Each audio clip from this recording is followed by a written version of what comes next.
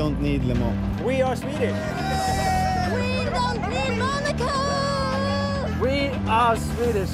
We are Swedish. We don't need Indianapolis. Swedish. We are Swedish and we have Holjes. Holjes. Holjes. Holjes.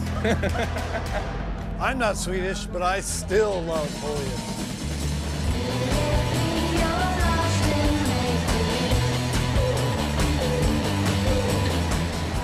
Hello and welcome to the FIA World Rallycross Championship presented by Monster Energy. If you love Rallycross, then this is the one. Fans make this remote part of Sweden become a mecca for the sport as over 40,000 make the pilgrimage by any means possible and stage a massive, massive RX party. Round 7 sees us cross the halfway point of the season here in Sweden. Minds will be on the championship, but hearts will be dreaming of Holjes glory on the biggest rallycross stage of them all. As the fans mass here in Sweden for the opening races, let's take a look back at an eventful last round in Norway. With wet weather and fierce racing, qualifying saw homeboy Backrud take the top spot, and in Semi-1 he lined up on the front row with arch-rival and fellow Norwegian Petter Solberg. Backrud had pole and used his track position to muscle Solberg wide into the Joker. On the loose stuff and now fighting for survival, the two-time champ hit the bank and found himself at the back facing elimination. He pushed hard, but come the flag, fourth wasn't good enough, and in his mind there was just one man to blame. I just really, I don't know how words. I'm so disappointed, in Norway, and second time in Norway, he pushed me off the road. Sorry, Petter, thank you. Semi-2 and somehow championship leader Kristoffersson took an amazing win. Amazing because the Swede had suffered a foot injury on the pre-grid earlier in the weekend and was driving with a suspected fracture. The final and Backrud and Kristoffersson lined up on the front. A perfect start for the championship leader Kristoffersson meant Backrud couldn't repeat his strong-arm tactics again. Having jokered, Kristoffersson found clear air and made the most of it. Lap 2, and Backrud dived into the Joker in an attempt to cover off the flying Kristoffersson. This was the pivotal moment of the weekend, and Kristoffersson had done enough as Backrud slotted in behind. It was now a 4-lap sprint to the finish. Adrenaline was pushing Kristoffersson through the pain barrier, and as he took his second victory of the year, he extended his championship lead with half a season left to go. Kristoffersson now looks unbeatable, but at what cost to his body? Yeah, I was standing on the pre-grid after the first round on practice. I was standing there in the middle, and then, obviously I get a car from behind. So I fall forward, and the car climbed up on from the back of my foot, and so I was falling down frontwards, and then I was shouting because it hurt like hell. Foot was in an angle of, toes on the front and the heel, and completely a mess. It hurt a lot, but in the end it was no problem. After the win, it was actually, I'm not so emotional person, but there it felt quite emotional because then I let myself understand how really much the foot hurt. So it was a special win. Yeah, I mean 5 podiums in a row is a very good result because it's a lot of very quick drivers in the championship, and the level is really high. So. Yeah, I'm just very happy about that, but I'm not thinking so much backwards, I'm just looking forward. That victory sees him extend his lead at the top, but only by a slender 8 points. Solberg remains third behind Mattias Ekström. Missing his first final of the year in Norway could prove decisive in the battle for the championship. Only time will tell. Kristoffersson's victory sees PSRX Volkswagen Sweden build a huge 81-point lead in the team's championship. The others have half a season left to close the gap, but they will need to start now if they are to stand any chance. Only 3 men have now been in every final this season, and they're all Swedish. Ekström may be skipping class this round, but championship leader Kristoffersson and fellow countryman Kevin Henson will want to keep that stat to their names. Let's take a look at their head-to-head results for the year so far. Johan Kristoffersson's stats in yellow, Kevin Henson's in green. You can see very consistent results until Lydden Hill. Timmy's had a little dip at the last two events, Lydden and Norway. 15 times they've met on track. 80% of the time, though, that has gone the way of Johan Kristoffersen, a mark of his dominance so far this season. Qualifying race wins 11 to Johan, 7 to Timmy, but 4 semi-finals to Timmy's 1, and of course, crucially, 2 wins to Johan. These two will take the fight to the line on native soil. For sure, it's a special event for me because I'm Swedish, and like you say, the track is definitely one of the best or the best in the championship for me. And yeah, we'll see. I didn't have so much success here before, so I think it's about to change it. Yeah, of course, it's very special, but at the same time, I try to focus on the big trophy in the end of the season because that's the one that counts most for me. But for sure, if I could choose one victory over the season, this would be the one that I would like to win. Henson knows what's at stake for a Swede in Sweden. He bears the scars from the victory that never was in 2015 against Ekström. The move on the last lap of the final was deemed illegal, but Henson has tasted victory here, and for a brief moment it was very sweet.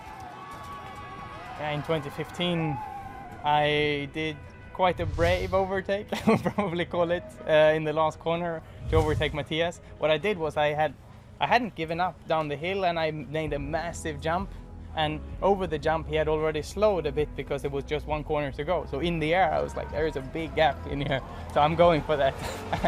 and then you know, I went a bit into the grass borderline of cutting, and it was, when I look back at it, it was very bold, but that's what I do. I take these chances, and I wouldn't have done any different if it was this Sunday. But I am a fighter, so I will take all the chances I get. In Rallycross we have Holjes, and in endurance racing they have Le Mans. There is Indy 500, the Wimbledon. So this is definitely where you want to win. 2017 saw Latvian Reinis Nitish move to the EKS setup, competing as an independent driver. With Ekström missing for round 7, Nitish steps in alongside Topi Heikkinen, competing for those crucial teams championship points in Sweden. This marks his 4th full year in World RX, and back in 2014, Nitish bagged 5 podiums and a victory in Norway, aged just 18. Sweden could be the perfect platform to return to the top step once again. For Norway, I stepped back again, and I started everything from zero, like new season for myself, and it went pretty good again. It means I gained some new experience together with Matthias and Topi next to me, and yeah, it's positive. From one side, it will be like a challenge to do the race without team boss. That's good for us, you know, more focus, and I think we will do it quite good. As the teams make the final preparations, let's take a look at the track. Sweden and Holjes for the Magic Weekend. It's a fantastic atmosphere off the track, and it is a brilliant rallycross circuit. 1,210 metres for the standard lap, and extra 40 metres if you take the Joker. We ride on board with championship leader Kristoffersen over the crest in turn 1, and he goes for the Joker lap. So the standard lap goes left and over the circuit's first jump. Kristoffersen nudging the curb on the left and on the right, and then on the gravel. And look at this on the left-hand side. You can cut these curbs very high. Kristoffersen does into the right. This is a tight one. Up and over another crest. This circuit has so many rises and falls. In then to the velodrome, around the left-hander on the throttle, use the full width of the road. Kristoffersen stays on the inside, finds traction there on the gravel. This is tar down the hill now into the fast right-hander, and the driver's favourite part of the track, up and over the biggest jump of the season. It's a 35-metre flight, then braking hard into a hairpin and back round to cross the start-finish line.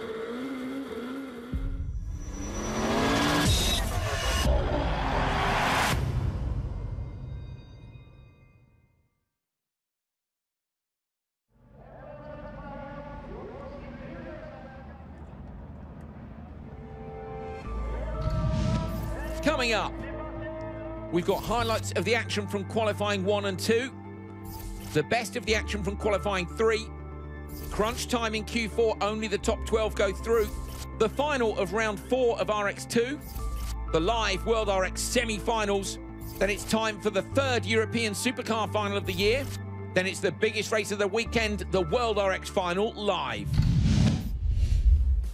Prior to the start of Q1, the Holjes weekend started with a bang. On then to the racing. And first up would be Petter Solberg and Andreas Backrud, meeting for the first time since that contact which Solberg was so unhappy with in the semi-final in Norway. He would be unhappy again as Backrud got the better of him down towards turn one. These two went at it for the entire four-lap race. They jokered on separate laps, but when it came to the merge, Backrud was still in front. There was a lap to go. Solberg pushed like mad, but the double world Rallycross champion could not pass. Backrud took the flag.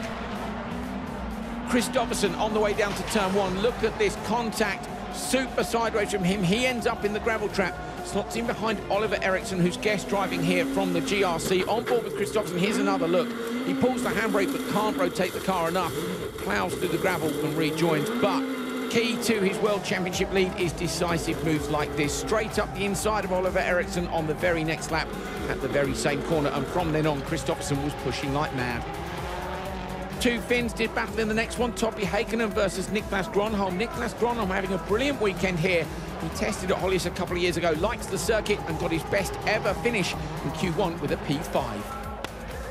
Sebastian Loeb on great form in his race. Out front, everybody doing battle behind him. No one could get close to the Frenchman, and with that clear air, it was him who won Q1. Q1 was really good for me. I could take a good start, be in the lead in the first corner. From that point, I had a clean road. I pushed really hard all the 4 laps. I did no mistake. I had really a clean run, and at the end, it's a first place. For sure, I'm a bit lucky. Kristoffersson went in the gravel. He put some gravel on the road for his 4 laps, and he's not so far. Peter was fighting with Backrud, but at the end, I have 50 points. On to Q2. Kevin Henson here in last year's car, remember, beating all the drivers in this year's cars down towards turn one. We ride on board with Timmers Janov, applying the pressure up and over the jump as you see Baumanis dropping time, going last into the joke lap on lap one. Kevin Henson held on all the way to the flag. What would he do in a 2017 car? Both the MJP Racing Team Austria cars in this one. Kevin Eriksson out front, Scheider slotting into P4. Watch for Ken Block making a late decision to go into the joker lap with Topi Heikkinen behind him. Eriksson, though, out front on a flyer, come the merge. He was in the lead, and he took the win. Final race of Q2, both the VWs in this one. Solberg muscled out by Backrud, contact between those two again on the way down towards the first corner. Loeb went into the joke lap, Gronholm followed him in, so Backrud was in a VW sandwich. Kristoffersson head down with clear air out in front, let everybody squabble behind. Loeb managed to get the better of Solberg. Backrud two in front of those two, but Kristoffersson out in the lead on brilliant form. He wins Q2. I feel confident in the car and working very well together with Petter on the first 2 practice sessions, so we was trying quite a different setups. And I mean, Petter is expert on the gravel, and my favorite is the tarmac. So to be able to set up the car quickly towards also the new beat of tarmac down the hill is also very important. And yeah, guys are working very hard in the team. We was testing Monday, Tuesday in France, and yeah, it's just hard work in between every weekend, and yeah, that's what's in the background. Johan Kristoffersson then is at the top of the table at the end of day one with that win in Q2. Sebastian Loeb in P2 with the win in Q1. Then it's Backrud, Kevin Eriksson, Solberg, Timmy Hansen, Ken Block and Niklas Gronholm with the top 8. Kevin Hansen, Timo Scheider, Timmers Janov and Reinis Nittich the top 12. A couple of Swedes fighting to make the semis along with everyone else.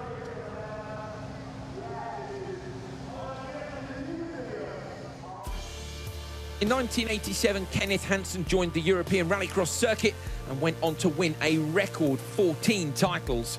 30 years on, we caught up with the legend himself.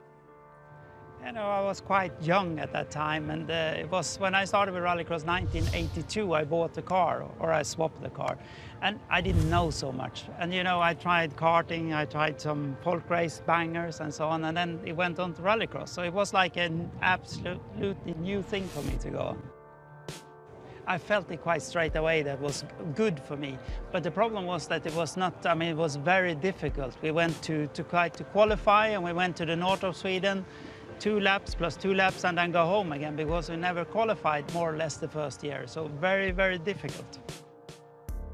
was never a goal to be like a European champion, but of course to be able to compete good in races and so. So I learned every time. I tried to pick up things and make my car better. And of course, when I started to qualify, then it started to be closer. I tried to focus on each event to do it best. And then in the end, it catches up to a championship. Not to think too much about the championship, more to think about the speed at that moment.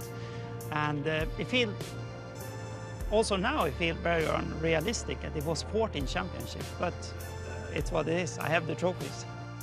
Toughest, the hardest, and the best one was actually Martin Schanke, because he was, as he could be very crazy, he could be very difficult, big fighting. He was very fair on the track. So we made a lot of very good races, but of course we had some over the limit also. But it was a package of the sport. When we raced on different places like karting and Formula cars, and I was in Rallycross, it was very difficult, you know. A lot of time we spent from each other. Now we work together, we spend time together, and that's the most important thing. And of course, to see them enjoy and to have some success, if we can help them there, it's wonderful. It's quite different to be a driver than a team principal and to work with a manufacturer. So you need to lift your eyes up and to look on all the team, that all the people and so work together and try to help to have a good atmosphere and that everything is connected. That's the most challenging thing, and it's not easy, of course. If we can be on the top of the podium, then it's absolutely brilliant. I would like to achieve also the driver's title in the World Championship. That for our team, that would be wonderful, because then we have taken all the titles that's possible.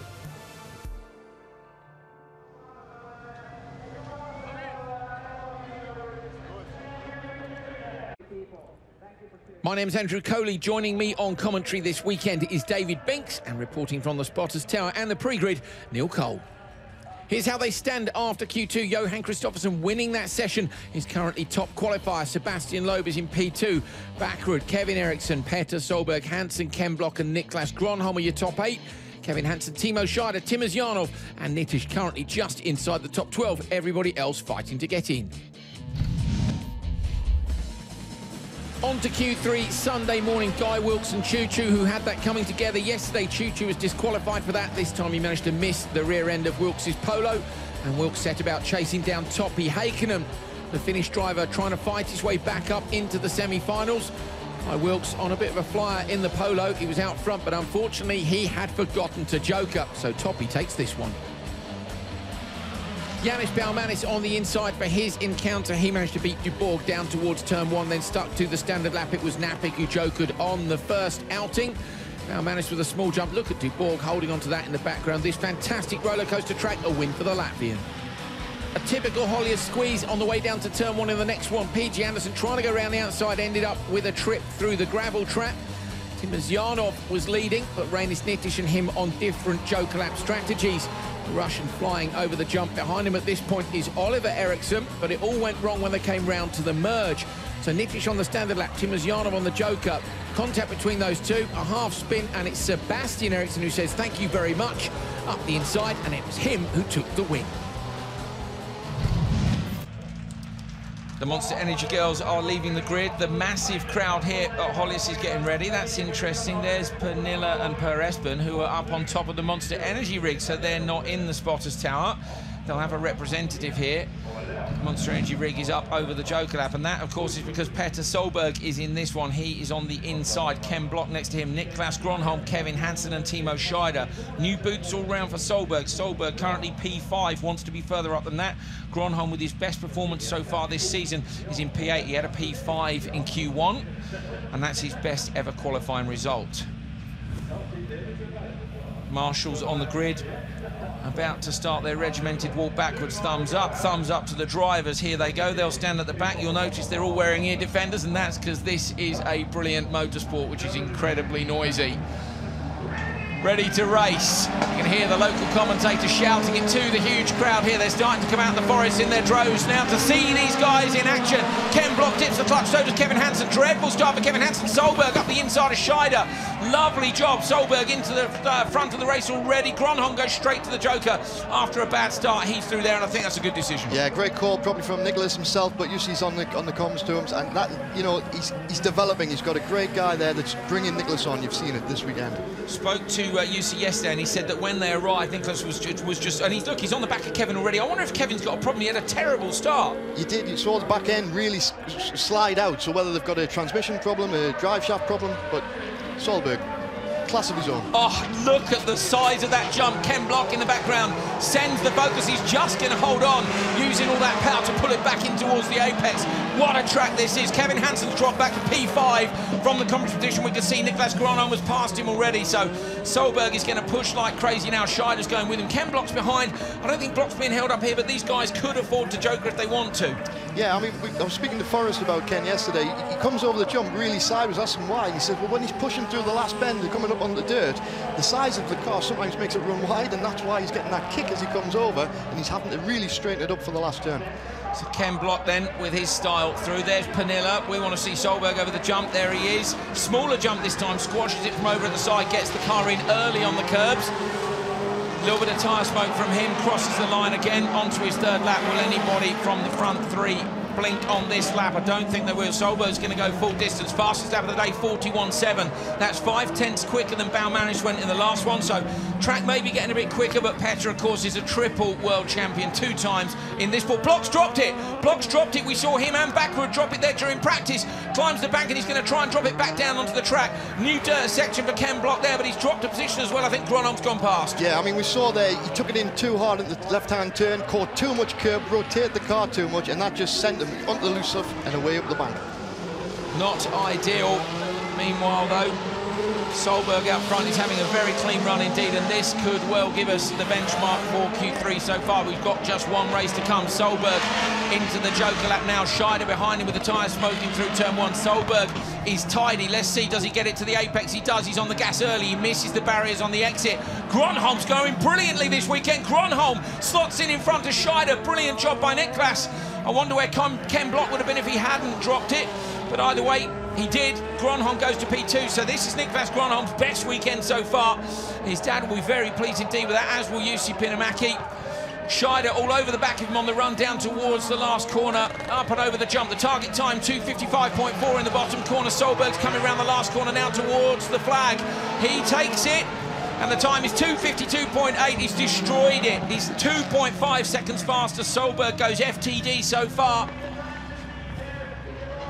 Gronholm crossed the line in second. Ken Block only just crossing the line now, so Block passes over the start-finish line, and Kevin Henson behind him. So Kevin Henson, David, broken on the start line. Yeah, we'll see it in the replay hopefully, Andrew, but literally when he went on the launch, you just saw the whole car slide sideways. Now that generally means he went to rear-wheel drive, so whether they lost a drive to the front diff or something went wrong in the front diff, but something wasn't right with Kevin there. That's not his usual style.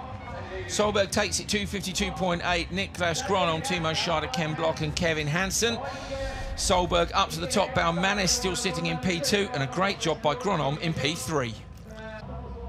Well, let's have a look at a head-to-head between Sebastian Loeb and Andreas Backerud. Loeb, of course, with Peugeot Hansen, Backerud with Hoonigan Racing Division. We can see some mixed results there for those two. Some peaks and some troughs. 8 times they've met on track. 75% of the time it's gone Andreas Backerud's way. So Backerud doing ever so well. Sebastian Loeb not quite so much. 13 race wins to Loeb for 11 to Backerud. 1 semi-final win, but neither of them has won an event so far this year. The last race of Q3, Monster Energy Girls holding up the signs for us to tell us. Race 5. Tommy Kristoffersson looking relaxed.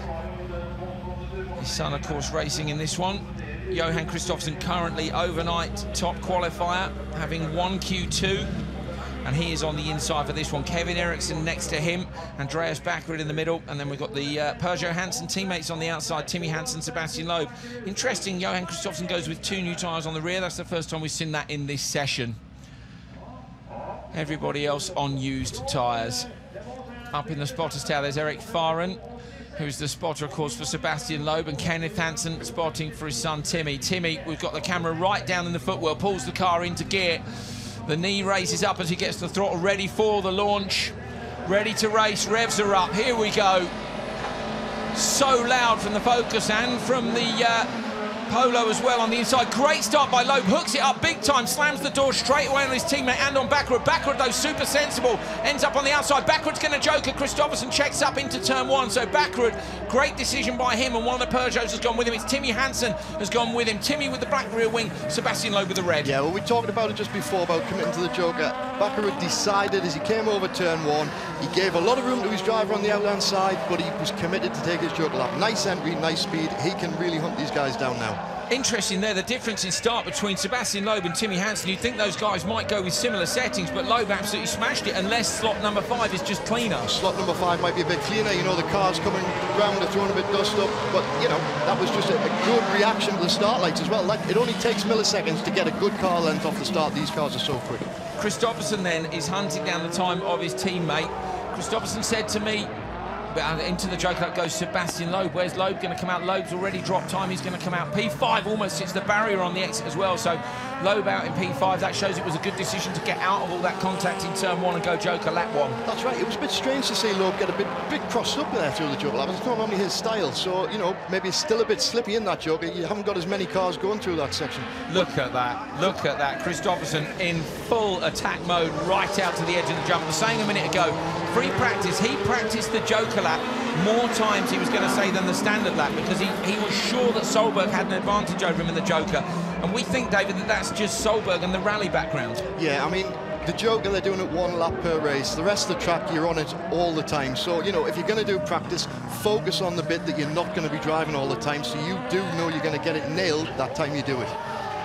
Kevin Henson on a good run again. Where's Ericsson overnight? Ericsson's P4, so that's great for him. He was P2 in Q2. We ride on board with Timmy Hansen through this super committed part of the track. Look at that huge handful of opposite lock. Hopefully we'll stay for the jump. Up and over the gravel. Here we go with a big crest. He's right out on the outside, but he squashes it beautifully. Yeah, I mean, from that camera angle, you're a bit higher up, so he can actually see that you can see from the camera that what's coming over the crest. Timmy's lower down in the car, so he's actually blind, like we were talking about. He comes up over.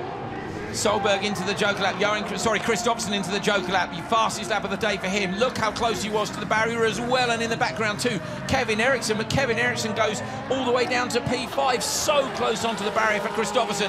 Absolutely beautiful driving. Yeah, I mean, commitment coming out of there. That's knowing how far the car's going to drift. You've got the throttle in, you're letting it slide, and you're not hoping, you know it's going to come out and just miss that barrier on full maximum attack.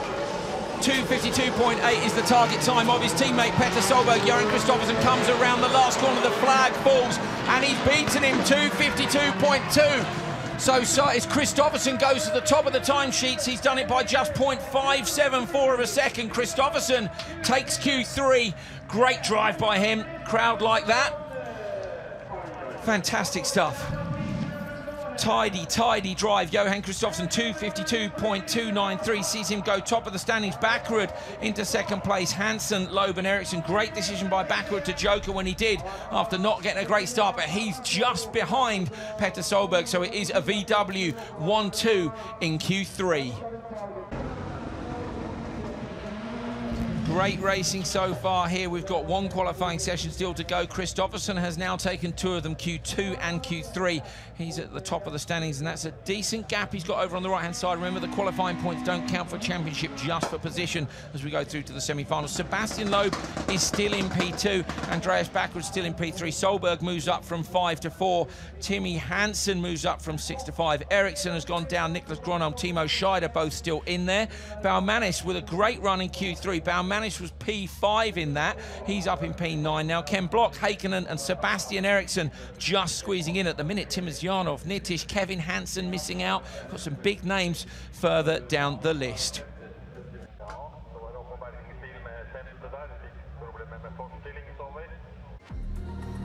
Reini Snitish up over the big jump at Holjes, the biggest jump of the year, and look at the way this car lands. Absolutely fantastic slow motion pictures as always. David Binks, these supercars are something else over that jump. That's right. You know, you saw them there coming up over the crest. They're literally flying for about 30 metres, I think you paced out the other day, and you can actually see the indents in the tarmac where they've been landing. So it was fantastic to see how far they're going to fly. And different lanes over that jump, Andrew, we saw that if there was tight on the middle to the right-hand side of the track, they were taking a lot of air but not travelling so far. But then on the left hand, if they got a good run out of the bend before the jump, they were flying low, long and smooth, and then nice entry into the last corner. Timo Scheider with the car heavily loaded in towards the curbs on the inside. Scheider really enjoying this circuit. It's his first time here, hasn't tested here, and of course this is a man who's no stranger to driving a lot of different racing cars up at Velodrome, this is. But not someone who's used to the jumps, David. And, you know, he said there's technique to it. We've had this chat with several of the drivers. You don't just send it and see. Sebastian Loeb, look how much curb he can take in the Peugeot. Yeah, we saw this in Norway as well with some big curbs, and we've got great ones here in Sweden. They're on nearly every corner, Andrew, and these cars are built for them. We know that. Free practice for a couple of people spin on that one as well, where they just took a little bit too much curb. Here you go, Solberg, with a great example of what David Binks was saying. That is full flight, 35 metres. You can see where the marks end across the road. Note also on the grille that half of it has been blanked off. VW continue to test their cooling options. Remember, they are the only people to be running a front radiator. We've been playing around with that for the last few weeks. They said at the start of the season that when it came to the hotter events, that would be what decided whether or not the front radiator was going to work. Andreas Backer. Yeah, I mean, Andreas has got the rhythm here. You know, we know he's a good, smooth driver all the way around, and he just likes to keep that car flowing. It's a big car, so he's got to keep it moving. It's not as nimble as the VWs. So you can see he comes out of corners, off crest, he lets the car compress, rotate, and he keeps it literally moving all the time. There, look at the slide from the last corner to this one. The tyres are all just going nice and smoothly round the bends. All facing in a straight line as well. Yannis Balmanis up and over the jump. Let's see how the landing is for this one. And again, look at that. It just squashes it beautifully. Yeah, slightly more to the middle, a bit higher, a bit more. You saw the nose of the car coming down a bit harder. And that's where you're getting those indents. The ones that are really going off the middle are coming down heavy on the front end. We've seen the bumpers and some guards really scratching and hitting the floor this weekend. Balmanis in the last corner. It's crucial when you fly the jump big to get on the brake and make sure you get the car turned in. Wheels spinning on the gas towards the finish line.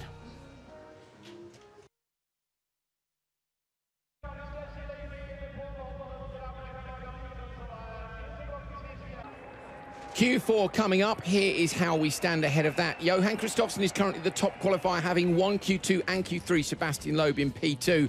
Then it's Andreas Backer, Peter Solberg, Timmy Hansen, Kevin Eriksson, Niklas Gronom and Timo Scheider, both having great form this weekend. Balmanis, Block, Heikkinen and Sebastian Eriksson just inside. But Timo Zyanov, Nitish and Kevin Hansen will all want to make the semis. On to the first race then of Q4. People who'd had problems in Q3, of course, Ken Block had that spin. Kevin Hansen had broken his transmission. Ken Block there making another late decision to joker. Clipping the barrier on the exit, that was Guy Wilkes. He'd taken the front corner off on the way in. Kevin Hansen going well, but come the merge, Ken Block had managed to make up the necessary time to get the undercut and to come out in the lead, which he would hold until the flag. PG Anderson on the inside of this one, down into turn one. Oliver Eriksson nearly took him out here on the brakes. You'll see he's just sideways. I think possibly a tap from Choo Choo behind him. Oliver Eriksson then goes into the joker with Choo Choo. PG Anderson, meanwhile, knowing he's probably not going to make the semis, put on a fantastic show for the crowd. Timo Zyanov and Sebastian Eriksson in the next one, fighting for a place in the semi-finals. Their joker strategies were different, as you'll see. Timo Zyanov jokers early. Sebastian Eriksson on the standard lap. We ride on board with the Russian. Look at the look on his face. He was pushing super hard, and he did manage to edge Sebastian, who's going to make it. Q4, race 4. Sebastian Loeb on the inside. Niklas Gronom, who's 7th look after Q3. I'm pretty sure that would be his strongest qualifying ever. Kevin Eriksson, Timo Scheider, the teammates alongside each other. Topi Heikkinen on the outside. New tyres all round for Sebastian Loeb. New tyres on the right for Timo Scheider. Crowd sitting down for this. What's lovely about them is as the action gets underway, you see them all stand up on the way down to turn one. Gronom with a little nod. I wonder if that's to his spotter. Maybe he's just heard something on the radio. You see him double check the car in terms of gear, handbrake, get everything loaded up and good to go. Niklas Gronholm likes this circuit. What can he do here to book his place in the semi-final? Scheider and Ericsson side by side, contact between them. They need to be careful. Haikkonen's got in front, but I think Ericsson's going to get through. Scheider's had to check up. Scheider here's in trouble through the first couple of corners. He decides to joker, but he's in behind Niklas Gronholm. So Scheider there came off worse. Not really any contact. He had to brake, and he couldn't do the thing of darting into the joker. He had to wait. There were cars in front. Yeah, that's right. I mean, you sort of look at that and you say, well, is it the right thing or the wrong thing? If he pushed on up the inside of someone, he could end up with damage off the track. So it was a call to make. He's following Niklas. Niklas is no slouch. He's doing really quick this weekend. So hopefully those two can put some good times in. Not even a mention for Sebastian Loeb in the first couple of corners, and it's him who is leading this one. Loeb, of course, won Q1. That was a 2:55.1 that he got. At the minute, Timosyanov is leading Q4 with a 2:55.7, but we have seen two 2-minute 52 runs from Johan Kristoffersson to win the other two sessions. So Loeb really needs to push very hard indeed. And Loeb at the minute is in P2 in qualifying. So we could see Sebastian Loeb on pole for semi-final 2. Andreas Backer, though, we know from P3 currently in qualifying, will be desperate to take pole position in the second semi-final. So Loeb here is fighting to hold on to pole, and David, it is important. It is. This is where he drives best. He comes from the rally background, he can set times, he can put the car where he wants to do, he's got a clear run. He's going to have to pull, he's going to go to the end for the joker lap.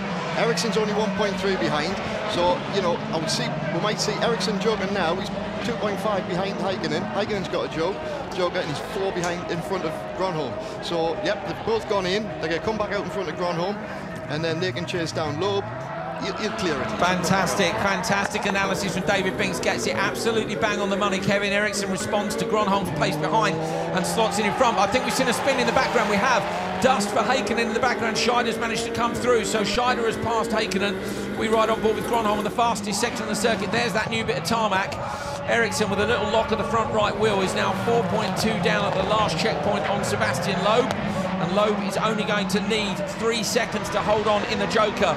Fastest lap of the day, Sebastian Loeb, 41.5. That tells you need to know about what the 9-time World Rally Champion is doing. Super tidy through there, through the left and through the right. Sebastian Loeb is miles in front. It was just a clean run. He just took the lap by lap and just kept it on the pace. Nice and smooth. He's a god when it comes to driving these cars. Absolutely brilliant performance from Sebastian Loeb. Topi Haikkonen, though, who's had that spin, don't forget, he's currently in P11, and this could cost him his place in the semi-finals. He's on equal points with Ericsson and Timosyanov, who had that brilliant run in the previous race. So Sebastian Loeb comes through, takes the top time easily, 2:52.4. That's quicker than Kristoffersson did to win Q3. So Peugeot, fastest time of the weekend is Q2 from Johan Kristoffersson with a 2:52.3. So suddenly Sebastian Loeb has managed to find the pace in the Peugeot. Have VW found an equal jump? I mean, it might be track conditions. We'll find out soon enough. The VWs are up in the very next race. Loeb takes it 2:52.4. That's the fastest that the Peugeot has been this weekend. Kevin Ericsson, Niklas Gronholm, Timo Scheider, Haikkonen with that problem and spin look drops off, and look where Timosyanov and Ericsson are. That might push Haikkonen out. We might see Timosyanov and Sebastian Ericsson go through. Fascinating battle for the last slots in the semi-finals, but great job by Sebastian Loeb. Have Peugeot found enough to match the pace of the VWs? We'll find out in just a few short moments. Let's see. Sebastian, that was an incredible time. Quickest time of the weekend so far. What happened in there? I pushed really hard. I know I have an opportunity. Being sixth in the previous heat, I had the pole. I put new tires. I know I need to have a good time if I want to keep a first row for the and a first pole for the one of the semi. I tried really hard. I think I did a good job. Now we have to see the other guy behind. They are also very fast, and the track was in a good condition, so it was fast. Well done, thank you. Well, the crowd here in Sweden, the massive crowd in Sweden, are going nuts. There's a big Mexican wave going on. That's because this is the last qualifying race, and we're going to find out who's going to make it through to the semi-finals. Let's take a look at the lineup for Q4, race 5. Johan Kristoffersson on the inside and Petter Solberg next to him, the two teammates. Even better than that, Bakkerud's next to Solberg. We know how well they get on in turn one. Timmy Hansen and Janis Baumanis, who had a brilliant run in Q3, but this is key. Bakkerud has taken 4 new tyres. Look at his position. He's third after Q3, and that is a direct response to Sebastian Loeb taking 4 new tyres. He was P2 after Q3. They're both fighting for pole position in semi-final number 2. There's Pernilla up on top of the Monster Energy rig looking down. There's Timmy with the standard fire up of himself as well as the car. He's on the handbrake already. Ready to race comes on. This is for pole position in the 2 semi-finals. This is what this race is all about. Oh, jump start. Bakkerud jump start, top of your screen. That is going to cost Bakkerud. Bakkerud was P3 in the standings, and he was desperate on his new tyres to take P2 off Sebastian Loeb. Sebastian Loeb is currently at the top of Q3, and Bakkerud, who was the only man on new tyres looking to take that pole position off in semi-final 2, has jumped the start. Oh, they don't like it, but still cheering. Okay, here we go. Restart Q4, race 5, jump start for Bakkerud, first time round. Pretty even start. Baumanis has done well on the outside, but look at Kristoffersson and Solberg. That's brilliant. Bakkerud gives a nudge to Kristoffersson from the rear. Is Bakkerud going to joker? Kristoffersson goes joker. Solberg's gone standard lap. Bakkerud has gone with his nemesis Solberg. So those two are going to race it out through the first lap, and it's Baumanis who's gone with them as well. Bakkerud, remember, has got to joker twice. Bakkerud there stayed out in the main lap, I think because he doesn't want to get held up in traffic. He wants to get out, try and let the pack split up, then try and come in and do the 2 jokers. It's very unlikely on a track like this with a 3-second joker he's going to be able to come back out and still end up with a good time, but you know, it's pointless getting held up in the melee at the first one. When to go now? Joker now, or just do the last 2? I would say lap 2 and probably lap 4. Okay, let's see what Bakkerud does. He's right up behind Solberg. If he feels he's got pace on him, particularly with those new boots on, we might see him joker this time round. And we do, but to me, David, he could have gone in there quicker. Yeah, I mean, this is what we talked about earlier. It was taken from turn 1, the commitment into the joker. If he'd gone in a little bit deeper, later brakes, he's got fresh tyres, he can do that. It would have been a bit quicker. So he slots in between Kristoffersson and Hansen. Kristoffersson now can check Bakkerud up if he wants to, but I think Johan will have his eyes much more on top qualifier spots, so Johan's surely going to push. Look at Solberg though. Oh my goodness me, he's almost cutting the back of the rear curb. That can be a bit dangerous as well, you know, back of the curb, inside of your tyre bead, pulling it off the rim, you could end up with a puncture. That would play back into Andreas's hands, but not be what Solberg wants. I doubt Solberg will have someone on the radio telling him off. Bakkerud would probably get a call saying calm it down, but I can't see Pernilla radioing Petter and telling the same. Bakkerud's going to go exactly what David Binks said, lap 2 and lap 4. So he's got Loeb behind, Hansen behind him. But Hansen isn't going to worry about that, I'm sure. Timmy Hansen currently is P5 on board with Johan Kristoffersson down into the left-hander, Janis Baumanis in front of him, but Baumanis is still to joke. Where's Baumanis going to come out, I wonder, in comparison? So Hansen should get Baumanis and Bakkerud, shouldn't he? Yes. Over the jumper. Solberg, stodgy on the landing, but he's got the car control. Has the skills to pay the bills, crosses the start-finish line onto the last lap. Solberg is chasing down the time of Sebastian Loeb, 2:52.4. Fastest lap of the day for Petter Solberg. He's chasing it hard. He goes into the joker. Bakkerud takes his second joker. Baumanis is in 2. Kristoffersson over the top. Solberg's got him, so Solberg beats his teammate. That's the psychological blow he was looking for ahead of the semi-finals. Johan Kristoffersson smokes the tyres up behind him. Solberg won't beat Kristoffersson in terms of qualifying positions, but he will be pleased to have shown Johan that he's got the pace to beat him when it comes to the racing. We ride on board with Hansen now, who's up into P3. A little bit of opposite lock. Here we go, down a gear, into the right-hander, up and over the jump. That's a massive jump from Solberg. He takes the curb. His teammate's right behind him. Solberg crosses the line. The target's 2:52.4. Solberg's done it with a 2:51.5, and that is the fastest time. That's the second fastest time of the weekend, I think. Okay, brilliant drive by Solberg. Fantastic. Crowd are clapping, they're on their feet. They'll be very pleased with a result like that. Look, Solberg with a 2:51.5. Sorry, yes, that is the fastest time. That is the fastest time, definitely confirmed. We'd had 2:52s before. Johan Kristoffersson's done another 2:52.2. That's the quickest he's gone this weekend. Timmy Hansen, look, with a 2:53.4. They slot in right up there. So Loeb, look, and manages P3. Bakkerud, crucially, is down in P8. Petter, you look like you were pushing so hard in that. Did you need to go that flat out? Yeah. If I didn't win the heat now, you know, I would have been third and me and Johan in the same semi-final. And now we are first and second. I think if the calculation is correct, and then we are in 2 different semis. But I pushed, I mean, unbelievable. I did some mistakes from the start straight away. Pushed a little bit too hard too early. But last lap, I must say I was very, very flat out. Yeah, we could see. It looked like you were bouncing off the Armco, taking all the curbs. Yeah, I tried. I had a little bit on the seat down to the right hand before the big jump. Few laps, I didn't get the perfect there. Small mistake in the joker lap also. You know, it's so rough there. So. But good teamwork with me and Johan again, and he is a fantastic driver, and he actually helped me this time. And so are you. See you in the semi. Thanks. Well, Petter Solberg with a new level of very, very flat out. And he's right, he's moved up to P2. So it is the 2 Volkswagen Polo GTIs on pole position in semi-final 1 for Kristoffersson, who is the top qualifier here in Sweden at home. And Solberg in P2. I say we'll take pole in the second one by winning Q4. Sebastian Loeb moves down a slot into 3rd. Andreas Backer is down in 4th. Oh, interesting. Solberg versus Backer on the front row in semi-final 2. That'll be exciting. Timmy Hansen, Kevin Eriksson, Niklas Gronholm, Janis Baumanis with a great performance, and that's a great performance too from Niklas Gronholm. Timo Scheider makes it on his first time here in Sweden. Ken Block, Timmers Janov. Ken Block incidentally continues his run of making it through to the semi-finals. Timmers Janov and Sebastian Eriksson have both made it through. Heikkinen and Anderson have dropped out, as well as Reinis Nittisch. So none of the EKS RX cars have made it here in Sweden.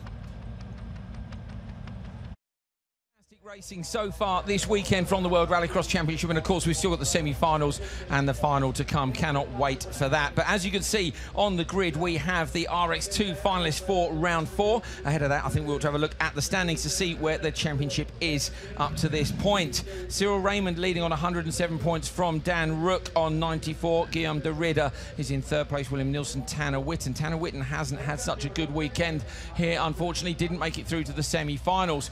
But you're going to see those top 3 guys in action coming up now. Let's have a look at the grid then for the final of round 4 of the 2017 RX2 Championship. On the front row, Cyril Raymond and Dan Rook, the arch rivals. Raymond has taken all the wins so far this year. He's going to be hoping to do another one here. Then it's William Nilsson and Guillaume de Ridder. And on the back row, Andreas Backman and Stein Fredrik Akra. These guys have been battling hard all weekend. Dan Rook having to learn these circuits, of course. It's hard for him. Raymond's been here before. Raymond is the current champion. And Rook is having to learn each circuit as he goes. Raymond's been on dominant form. He's won all 4 qualifying sessions this weekend. Can Rook do anything about him in the final? David Binks, this is going to be exciting. Certainly is, Andrew. You've got 6 good drivers coming through the ranks. RX2's a feeder series to the supercars. You know, these guys are learning. We've got Raymond that's won the first year's championship. Leading a course over in GRC as well as his. He's got a lot of seat time. Yeah. He's absolutely on it. And Dan Rook, the current, of course, British Rallycross champion. Next to him, don't discount the guys on row 2. William Nilsson is in between them. Guillaume de Ridder is on the outside. Even start across the front. Cyril Raymond looks to have hooked it up. The track's nice and dry for these guys. Dan Rook needs to be careful. He doesn't get hung out to dry here. He's in P2 safely. Follows into the first corner, into the Joker lap. We've got 3 cars have slotted in, but it is Cyril Raymond leading from Dan Rook. Nilsson, Backman and Akra have all taken the Joker lap. Yeah, we've got a good start off the line. All 6 cars nice and steady. Nobody causing any bother to each other. Over turn 1, a little bit of a split. You know, Raymond out in the front again. He's TQ'd 4 qualifying heats this weekend. He has. I mean, it's been unbelievable. Could Rook have joked on that first lap, or is it? I mean, in some ways, I wonder if he wants to follow Raymond and just see if he can hold on to his coattails. Yeah, I mean, there's 2 trains of thought here. You could joker and come back out behind some slower cars. It's not going to do him any good. So if he stays with Raymond and probably tries and nips in once they've pulled a bit of a gap, maybe 2 laps time. Look at Raymond here. I mean, he's really pushing on already. De Ridder's gone with them. So not Raymond sideways over the jump landing. I think he may have just got a back left puncher. Okay, interesting to see. David Binks thinks there may be a puncture with the championship leader, Raymond, and he's right. Good spot, David Binks. He is in trouble. Cyril Raymond has taken all the wins so far this year, but David Binks spotted a puncture, and he's defending hard from Dan Rook. It's pointless because it's not going to work. De Ridder now is on the other side of him. Cyril Raymond has got cars either side. Dan Rook here has ended up in trouble because De Ridder has managed to get through where Rook hasn't. Rook's on the inside, De Ridder now up towards the jump. They're both full throttle over that. Cyril Raymond is going to drop back. Dan Rook having a look up the inside. He's got the nose hooked up. Great move by the British Rallycross champion.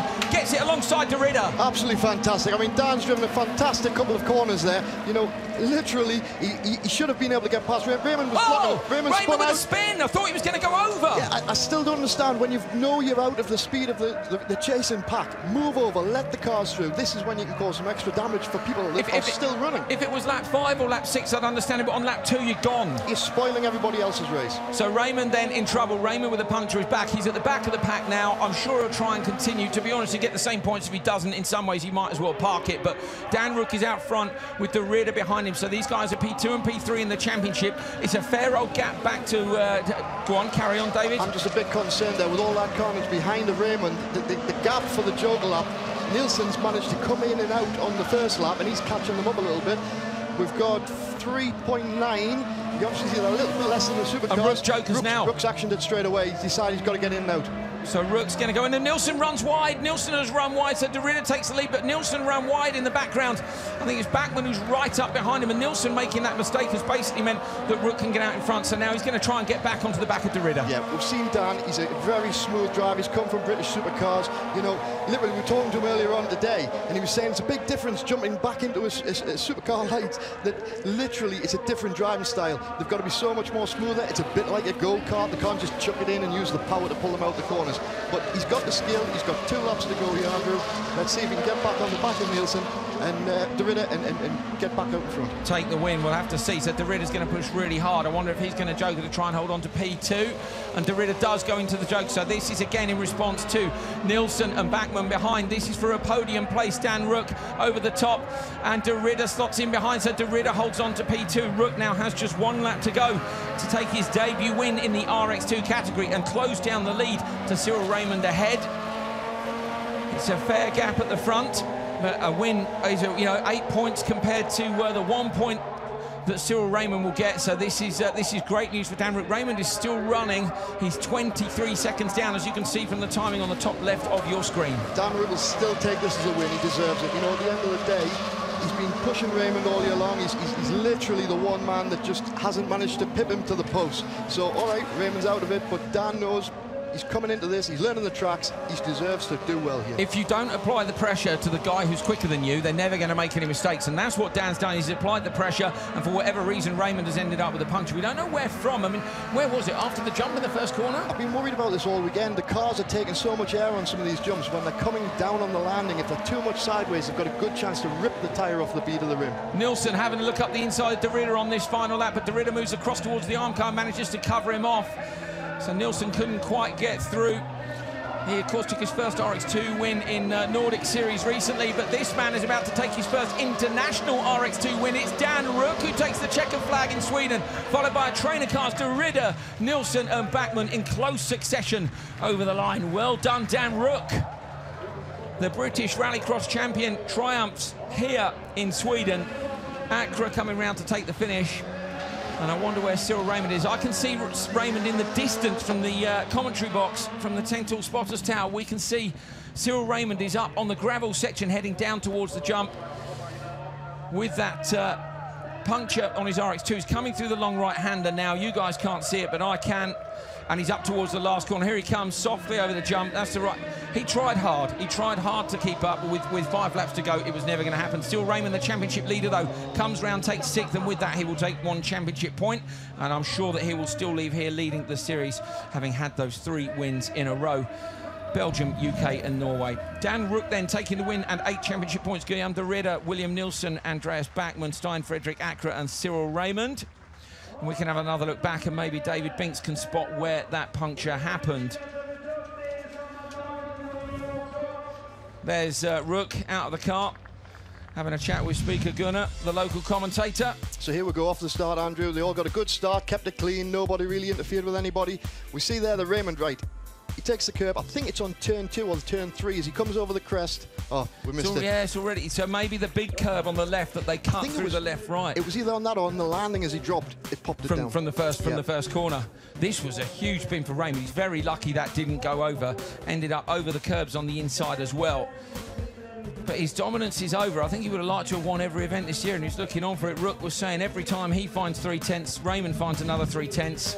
But there you go, that's closed the gap down maybe just a little bit. 108 points for Cyril Raymond with that win for Dan Rook. He is on 102. Guillaume de Ridder is in P3. It's Nilsson, Witten, Haug, Olofsson and Evjen. We're 4 rounds in. We've got 3 rounds left to go in the RX2 series.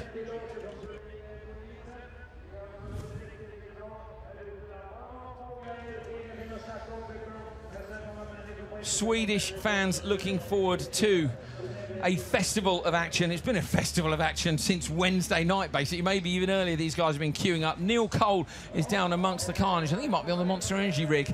Let's go and see what you can see from there.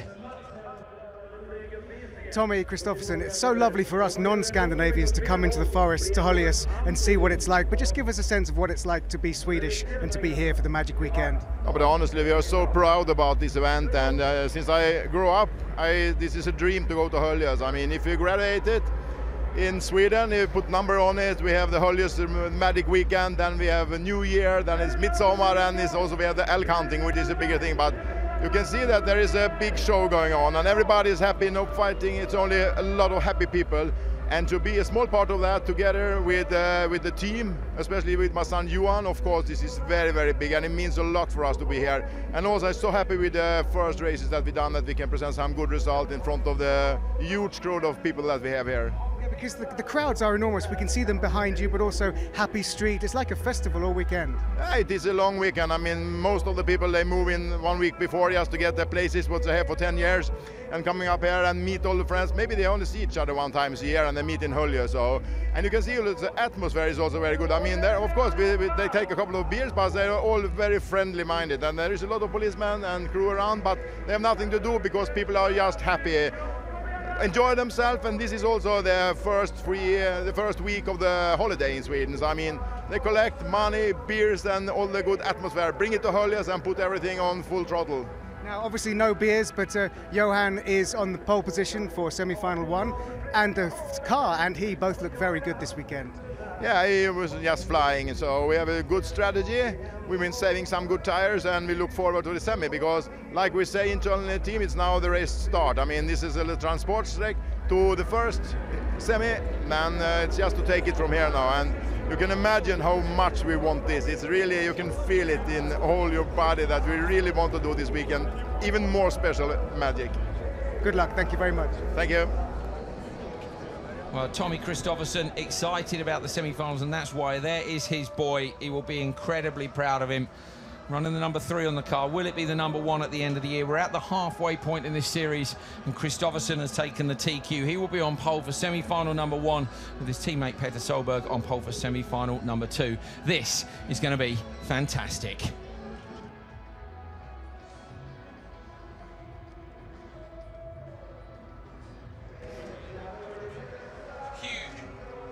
A huge crowd here in Sweden. Record, in fact, 45,100 people. Lots of them have been hidden off in the forests. David Binks, it's your first experience of the Magic Weekend, and this place is special, isn't it? It certainly is. You know, from when I got here on Friday and walked around the circuit for the first time, to be honest, Andrew, the track itself is just out of this world. You know, it's somewhere I definitely want to be driving soon. Yeah. And then you go off and you meet some of the fans and the local people and the people that have traveled, and they're all just having a good time, you know, just enjoying the sport and the area. It's fantastic.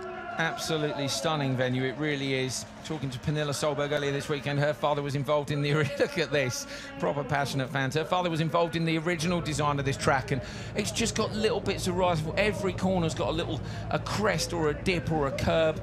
There's Peter Solberg, who's going to be on pole in semi-2, and he secured that, of course, with that brilliant run in Q4. So fantastic performance by the VW team to be P1 and P2, and we kind of thought the rain might come and that might spoil it for them, but I think they're going to be tough to beat. Yeah, it was interesting to hear that, you know, Petter was saying that even though he got to the lead of the qualifying and he knew he wanted to push a bit harder, that he literally wanted to push harder and harder so they could get P1, P2, you know, literally to be a pull for both semis. Wanted to split the strategy, make sure they weren't in together. Drivers in the cars. It's hot here. It's been cloudy most of the day, but I'd say it's up to sort of low to mid-20s now. It was absolutely boiling yesterday. Such hard work for the drivers. The fans have got the canopies up. I say that's partly because it was sunny and partly because we were expecting thunderstorms, but looking around over the horizon, which is hard to see because it's beautiful tree-lined mountains all around this fantastic venue. A river running down just beside us. We can't see anything that's looking like a thunderstorm in the distance, so they're going to get sunshine right through to the end of the weekend. We've got 4 races to come, 2 semi-finals for the World Championship, the final European Rallycross Championship for Supercars, and of course, round 7 of World RX. Stay with us.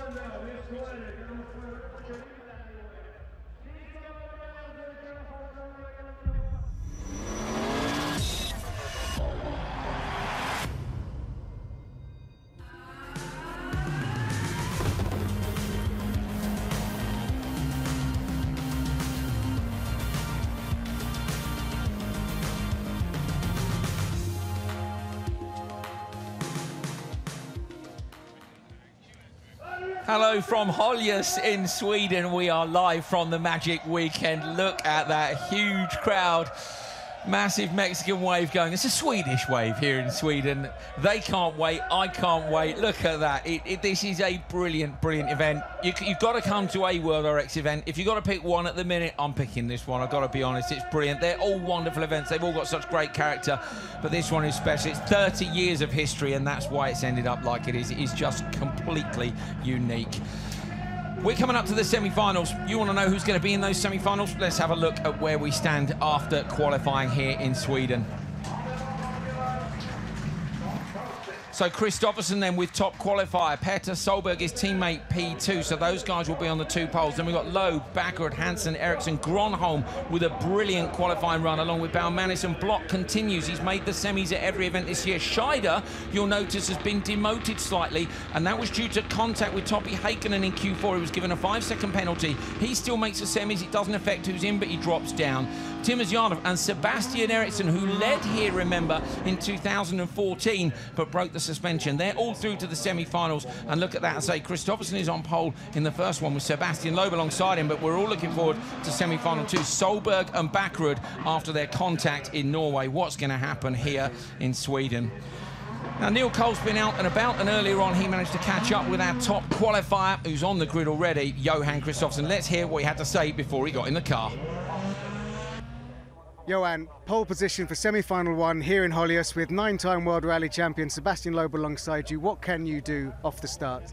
I think, I mean, Sebastian is a fair driver, so if we get an even start, I think we can split our strategy and hopefully have a clean and nice semi-final. And I mean, for me, to win the semi would be very nice to be in the front row in the final. So yeah, that's what we will try to do.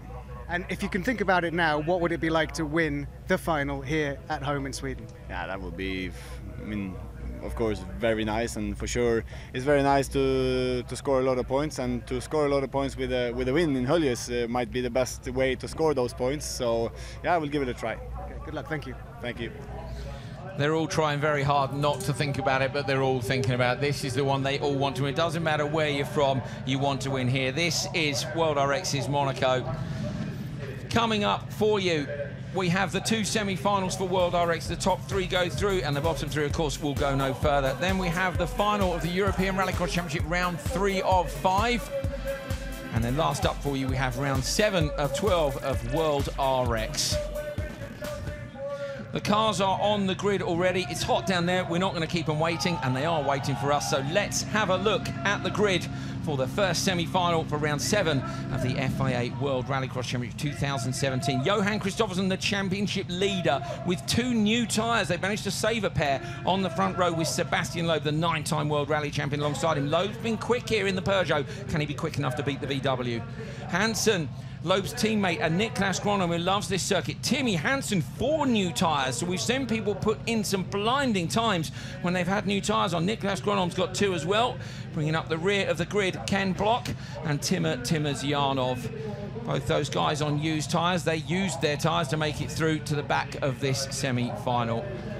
There's Timmy in the car, bangs his thighs, pulls the car into gear. We don't know what he shouts. I must ask him at some time in case it's rude, then we can beep him out. I'm sure it won't be known, Tim. He's a lovely bloke. There's Christopherson, the complete opposite, just absolutely cool and fully focused on the job in hand. And the job in hand is make it through to the final of round 7 of the FIA World Rallycross Championship. Ready to race, lights are on. Here we go.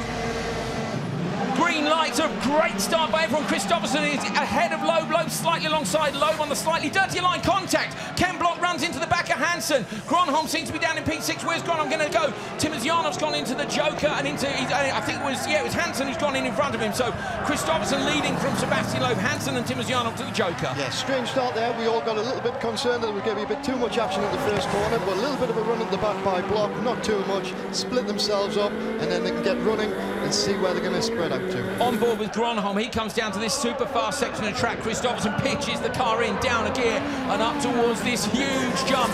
35-metre flight, Loeb lands it on the nose. Gronholm's gone with the leading group.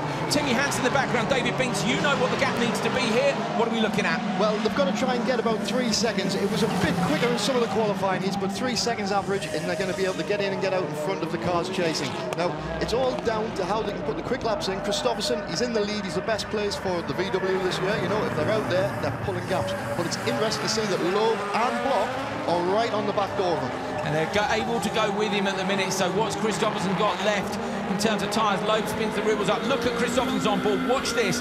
He barely blinks. Literally, he only blinks when the car is straight. We were watching yesterday. Loeb sends a car. Block sends a car. This is just such a good track. Block lining up Loeb down towards the hairpin. Depending on who goes in the joker now, but Gronholm will be a good time for him to get in, get back on the 2 lead cars that are half jokered. Hanson's closed he had.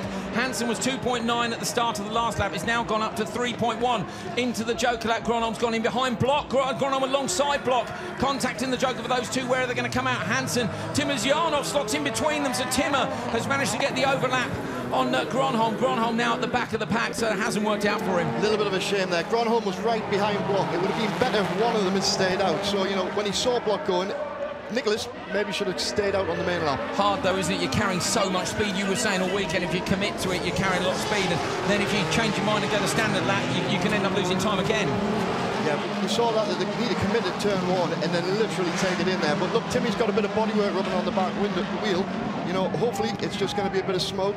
And no puncture with any luck. So Christopherson and Loeb. Timmy Henson at the minute is looking like he'll make the final, but where's he going to go through? He's 3.8 back from Christopherson. In terms of gap, he is what back from Loeb? Far enough at the minute, so Loeb might just get out in front of his teammate Henson. Henson, of course, would like to be up on road 2. Ken Block would like to make it through to the final. Brilliant job by Ken Block this year. He's made every semi. He hasn't made a final yet, but it's really consistent, great pace. Yeah, I mean, there's lovely on board with Christopherson. I mean, he just is so focused in this car. The car does what he wants. They've worked hard on the development of it, and it's coming faster and faster each time out.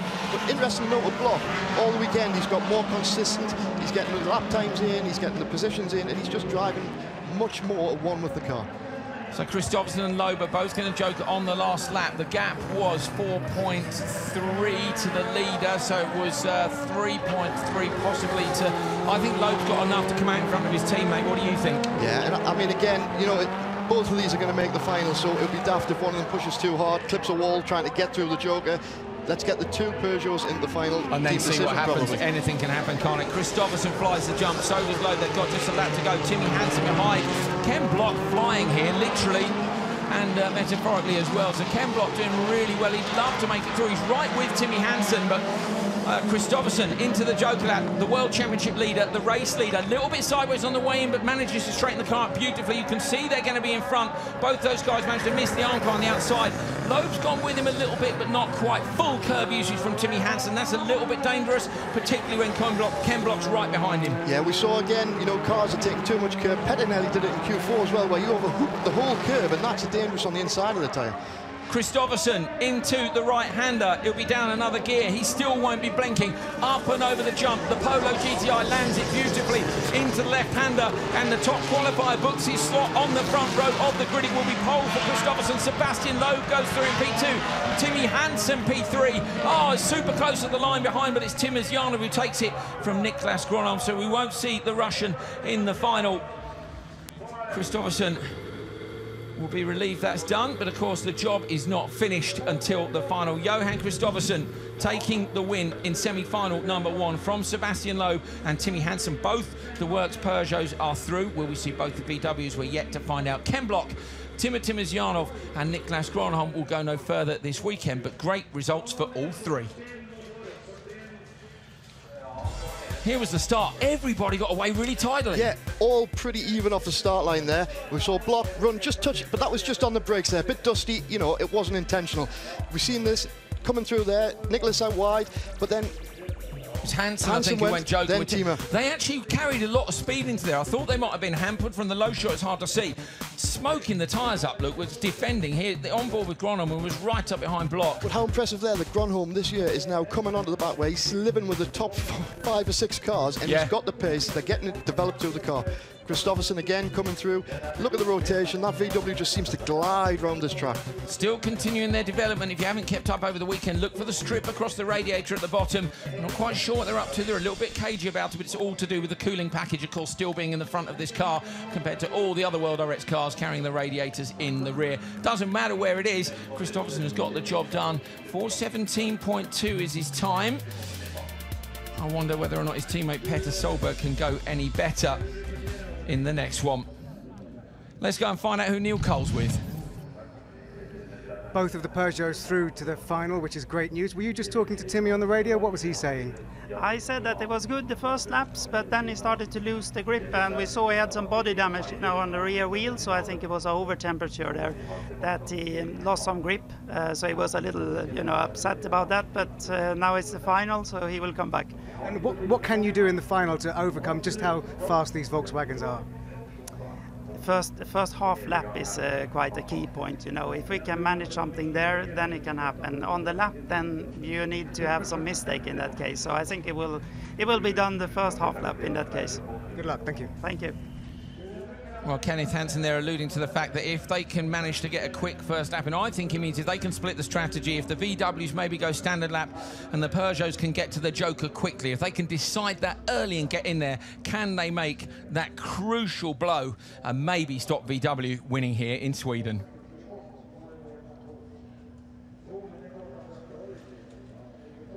Backerud fan club almost filling that grandstand. That's the longest banner here, isn't it? Definitely on track, off track, the world's best Backerud. They really love him. He's a nice bloke, isn't he? He is. You know, everywhere you go, the Backerud fan club's there supporting him, and that's great to have as a driver. We're going to have a look now at some onboards. I think Timmy Hansen we've lined up for you, so we're going to ride on board with Timmy for some of that. So off the line, look. So you could see Loeb out on the not quite so clean line. Couldn't get the same traction as Christoph. But look at, yeah, you see Timmy managed to carry a lot of pace in there. That's right. You know, you saw his car, Loeb's car moving about. Timmy just literally went into the Joker, off the brakes, decided he was going there, handbrake, turned it through. Look at the curve taken here. You know, the left hand, the right hand, up the undulation, down in the velodrome. It's just constant moving round this track. When you see those cars just that little bit in front of you, he knows if he can get on the back of that pack, he's in the box seat because he's joking, he's got clean air. You know, none of these guys are slow. You're desperate for that rubber band to pull you up to them, but you are. But they look like they're not that far away, but they are. You know, you catch them on the brakes, they accelerate out the corner. It's one of those things as a driver, you think, I'm there, and they're not. You've just got to keep it calm. Hansen doing brilliantly to make it through to the final. This was the last lap. Kristoffersson absolutely flying.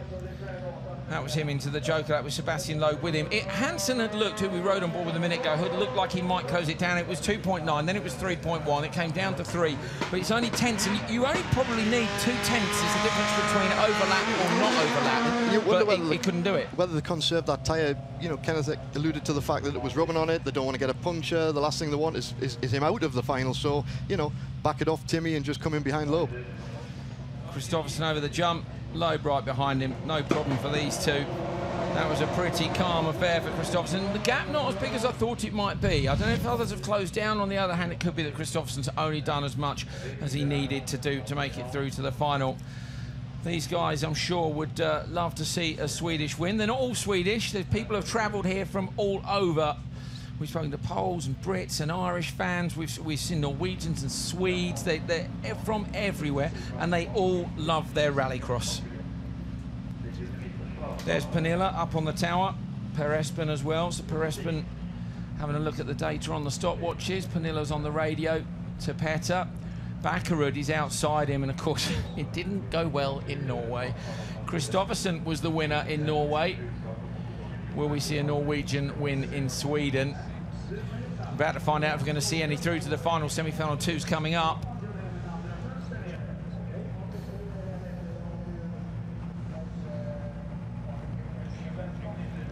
Semi-final 2 is on the grid.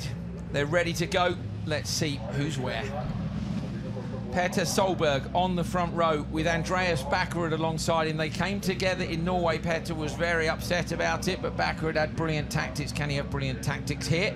We'll see. All used tyres for them. Kevin Henson and Janis Baumanis are on row 2. Great qualifying from both of them. Henson has managed to save a pair of new tyres. Look for the right-hand side of the car. Remember, the cars are facing you in the graphic. Timo Scheider on the rear, 2 new rears for him, and Sebastian Eriksson, the Honda GRC driver, has made it through to the semi-finals. He led the final here a few years ago. Can he do something from the back of the grid? Cameras lined up. They're looking to get a shot of the action down into turn 1. Turn 1 here is always exciting. There it is, thumbs up from race control to the marshals. They pass the thumbs up on to the drivers. The drivers press the buttons on the steering wheel. They get the right hand pedal set and good to go. They'll be holding the handbrakes on. The ready to race light will come on. We'll hear the revs rise. Here we go. Who's going to get down to turn 1 first? Oh, Solberg stalled on the line. Solberg's gone. Bakkerud's away. Eriksson slots in behind him. Eriksson and Baumanis, contact between them. Scheider's up behind Baumanis. Solberg's managed to get going. Solberg is P6 and he's off the line. Sebastian Eriksson goes Joker. Up in the back there's Scheider, so Scheider alongside, but I think he's going to have to slot into P4. He is. He dropped in behind Baumanis. Bakkerud has got it and Solberg's dropped it on the line. Timo Scheider into the back there. Contact between him and Baumanis. Baumanis now applying the pressure to Kevin Eriksson. He's right up the inside, gives him a nudge on the bumper. Eriksson runs wide. Baumanis is alongside, but Eriksson finds the traction and shuts the door. Well, I'm sure that Bakkerud was not expecting not to see a VW out of his right-hand window when he got to turn 1 there, but he will be loving this. So there you go. You know, absolutely anything can happen in Rallycross, Andrew. They can indeed. Bakkerud leads on lap 1. Solberg is already on the back of the train. He didn't joke though, so Solberg has now got to put in an absolute flyer. He's going to be up behind Sebastian. Solberg did joke us. No, sorry, Solberg. I'm losing myself. I don't know what's going on the timing screen. Let's not worry about it. Both the MJP Racing Team cars into the Joker lap together. They're trying to cover off Eriksson behind. Scheider hasn't, and Scheider's out in front of Solberg, so Solberg is now in trouble. He's got 3 cars in front of him with Joker. He's going to have to pass on the track if he wants to go through. Well, we've seen him do it before, and I'm sure we're going to see him do it again in this one. You know, he had no other choice. Take his Joker. The other guys have been through it. But Bakkerud and Baumanis, Bakkerud has got an absolutely stunning lead now out at front. Baumanis hasn't made a final this year. His best result is 5th in the semi-final. He'd love to go through, but it's going to depend on the gaps back. David Binks is looking at the timing screen now, which confused me earlier, which is why it's best if I leave it to him. Bakkerud on the standard lap. Here's that trainer car, Sebastian Eriksson. Solberg, look, he's up behind Scheider. He's on Scheider's rear bumper. Scheider climbs the bar, and Solberg there had to lift out of it, and that's it now. He's off the back of the train. He'll know, but he'll keep pushing. So Bakkerud's got to fight against Eriksson here. You know, he's 4.6 seconds behind, but Bakkerud just needs to keep putting consistent laps out. We've seen Eriksson improving all weekend, all year long.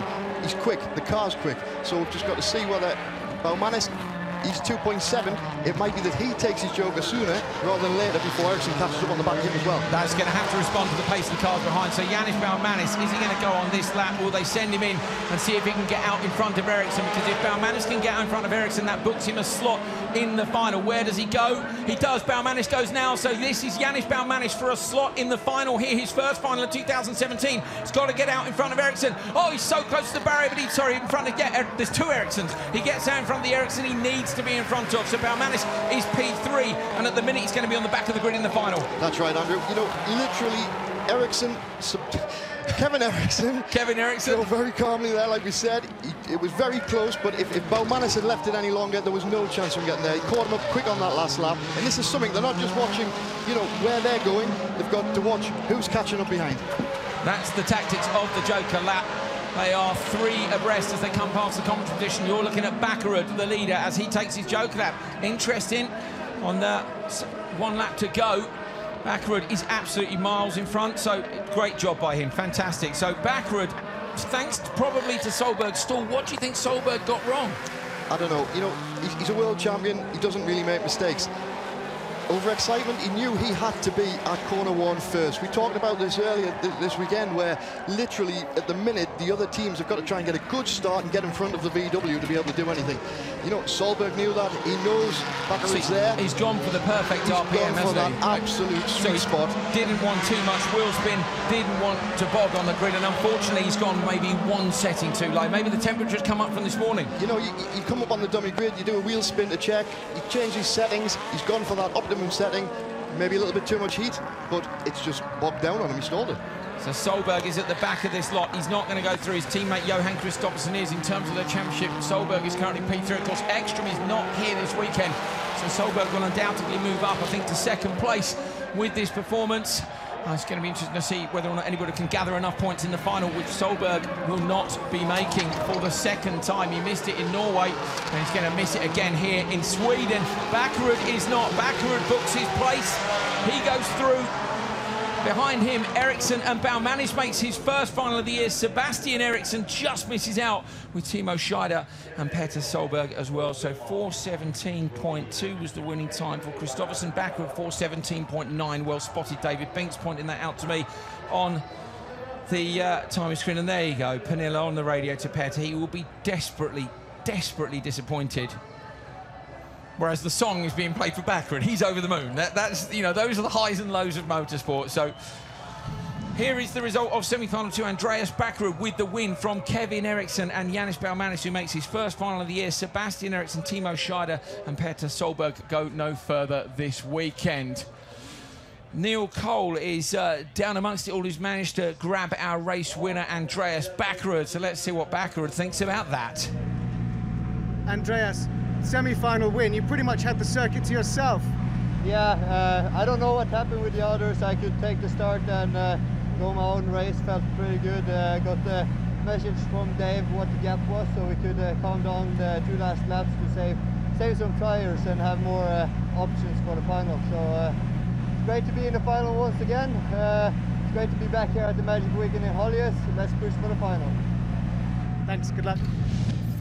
Bakkerud saying he saved some tyres at the final. I wasn't quite sure whether he means he's got new ones or whether they've just looked after a set, but by the way, he goes through and Solberg doesn't. There it is, just sat on the grid. He's got to refire it and go. It's pretty incredible that he got back to the back of this lot, but you know, this is a 3-time world champion, twice in this sport. He's a legend. And that restart procedure, you know, it's not just a quick thing of turning the key. The guys have got to probably select neutral, dip the clutch, hit the button, hopefully it fires up, and then gets going. But I mean, unfortunately, you know, he's trying hard. We saw him early in Q4. He just, when he pulls it out the bag, you know he can do it. And at the end of the day, he wanted to come back up through the order. Bakkerud, absolutely fantastic drive. No one to touch him, just out there, having fun, driving carefully, keeping his tyres for the final, as he said. And, you know, the rest were just all racing together. Bakkerud calm out front in the Focus RS RX. He won here last year. Can he do it again? Because he won in Norway last year before he came here this year. He lost out to Kristoffersen. Is he going to lose out to Kristoffersen again here? He'd love to get revenge, wouldn't he, for a Swedish win in Norway. Can he get a Norwegian win in Sweden? I think you can see a pretty fair split of Norwegian and Swedish flags in the crowd. Who are you going to be supporting? We've got the final of Euro RX and, of course, of World RX coming up for you in the next half hour.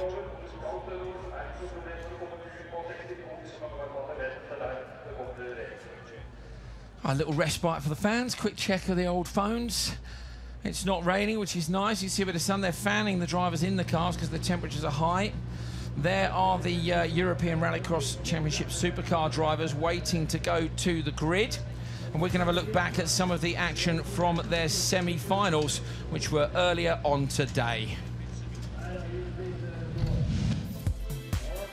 So this was the first of the semis. Brinderson with an absolute disaster, just like Solberg left on the grid. Yeah, I mean, it doesn't happen often, but if the drivers don't get it quite right, they launch the car. Obviously, it's a commitment to launch the car. You know, you very rarely be able to get the clutch back in if you feel it's going to stall. Hedstrom ended up leading it from Wahl. These two going very well indeed. Great liveries on these cars as well. You know, we're talking about a very high level. Although I must say, when you see semi-final 2 in a minute, you won't be quite so impressed with the level of driving, I think. But yeah, these are guys who've made it through to the semi-finals and the finals in the World Championship in the past. So the level here is very high. Yeah, the cars they're not to the same high end of the current world cars. They haven't got the development budgets and things that the world cars are having, but they're still built the same. They're still to the same regulations. They're still and really the times quick are nearly there, aren't they? That's the difference, of course, I think, with World RX, is the development now has reached a point where you've got to be testing all the while. It's seat time. It's got to be going all the while, sitting in the car. Now, this is semi-2. Watch this. So Larson on the right-hand side of the grid was P2, and of course you get contact here. David took us through. We watched Rudge set off the start there. He was on the outside. It was very loose. The car was snaking all the way down the start line. Unfortunately, came down the gravel, head-on collision with Magnussen, and then again. This is Markland and Larson, who basically neither of them gave up, and it didn't do any of them any good. You know, Larson, we think, broke the car. Froschhaug, look at his car, absolutely destroyed, and he really probably the innocent party. I was a bit surprised Larson and Markland didn't get pulled up for this. Yeah, there was nothing said about it. I mean, you know, drivers have got to give each other racing room. Now, you know, you can have a contact, but if you continue that contact through and through till his car's actually something with wheels ripped off them and front ends all smashed up, that's not really sportsmanship. No, not ideal. It's expensive, and it certainly doesn't see you go through to the final. And these guys, in fact, knew they were going through. So it was Froschhaug, I think, yes, it was. Froschhaug, Munich, heading through with basically no competition at all. Markland through to the front row. We looked at the timing screens to see whether or not there would be anything, but in fact we see under investigation for 92, no further action for 92, and that was for Anton Markland. Now Anton Markland is currently leading the championship from Robin Larson, who hasn't made it through. Larson managed to out-qualify him. Anton only qualified P6 here, but he's not made it through, so Markland is in the box seat.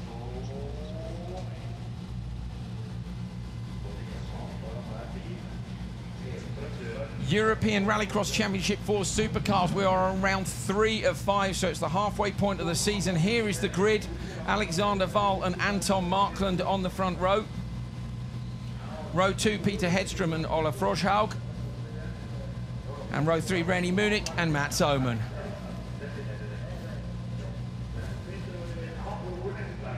Getting ready for the launch. Wahl, previous winner, of course, in this category, won the final 2 rounds of 2013. The last time it was only a European Rallycross Championship. He won in Austria and Germany. Anton Markland won earlier this year in Spain. He was 2nd in Norway. Alexander Wahl was 3rd in Norway. So these are form guys, both the front row, been on the podium already this year. Markland's had the top step. Who's going to get the launch? It's not so good for Hedstrom in the background, but down to turn 1, Wahl and Markland. Look at the gap they got, and from the rear, Oman has managed to come up into P3, but he's broken the car. Oh, that's absolutely gutting. So Oman's broken the car on the way down to turn 1. That is a real shame. He'll try and get it out of the way, I'm sure. Alexander Wahl is leading from Anton Markland. Fantastic start there from Wahl. You know, he literally hooked it up off the line. Very equal on the power of these two cars. They're both ex-Markland cars, and you know, you saw there, he just dragged him to the line. Markland took him behind him. Unfortunately for Oman, you know, he just hooked the curb but then ripped the wheel off. The car was up on 2 wheels big time, wasn't it? Markland has been on fantastic form this year. He looks really, really good in that car. He has a look up the inside of Wahl. He's got the nose and gives him a little nudge. Markland needs to be careful here. He's been under investigation once already.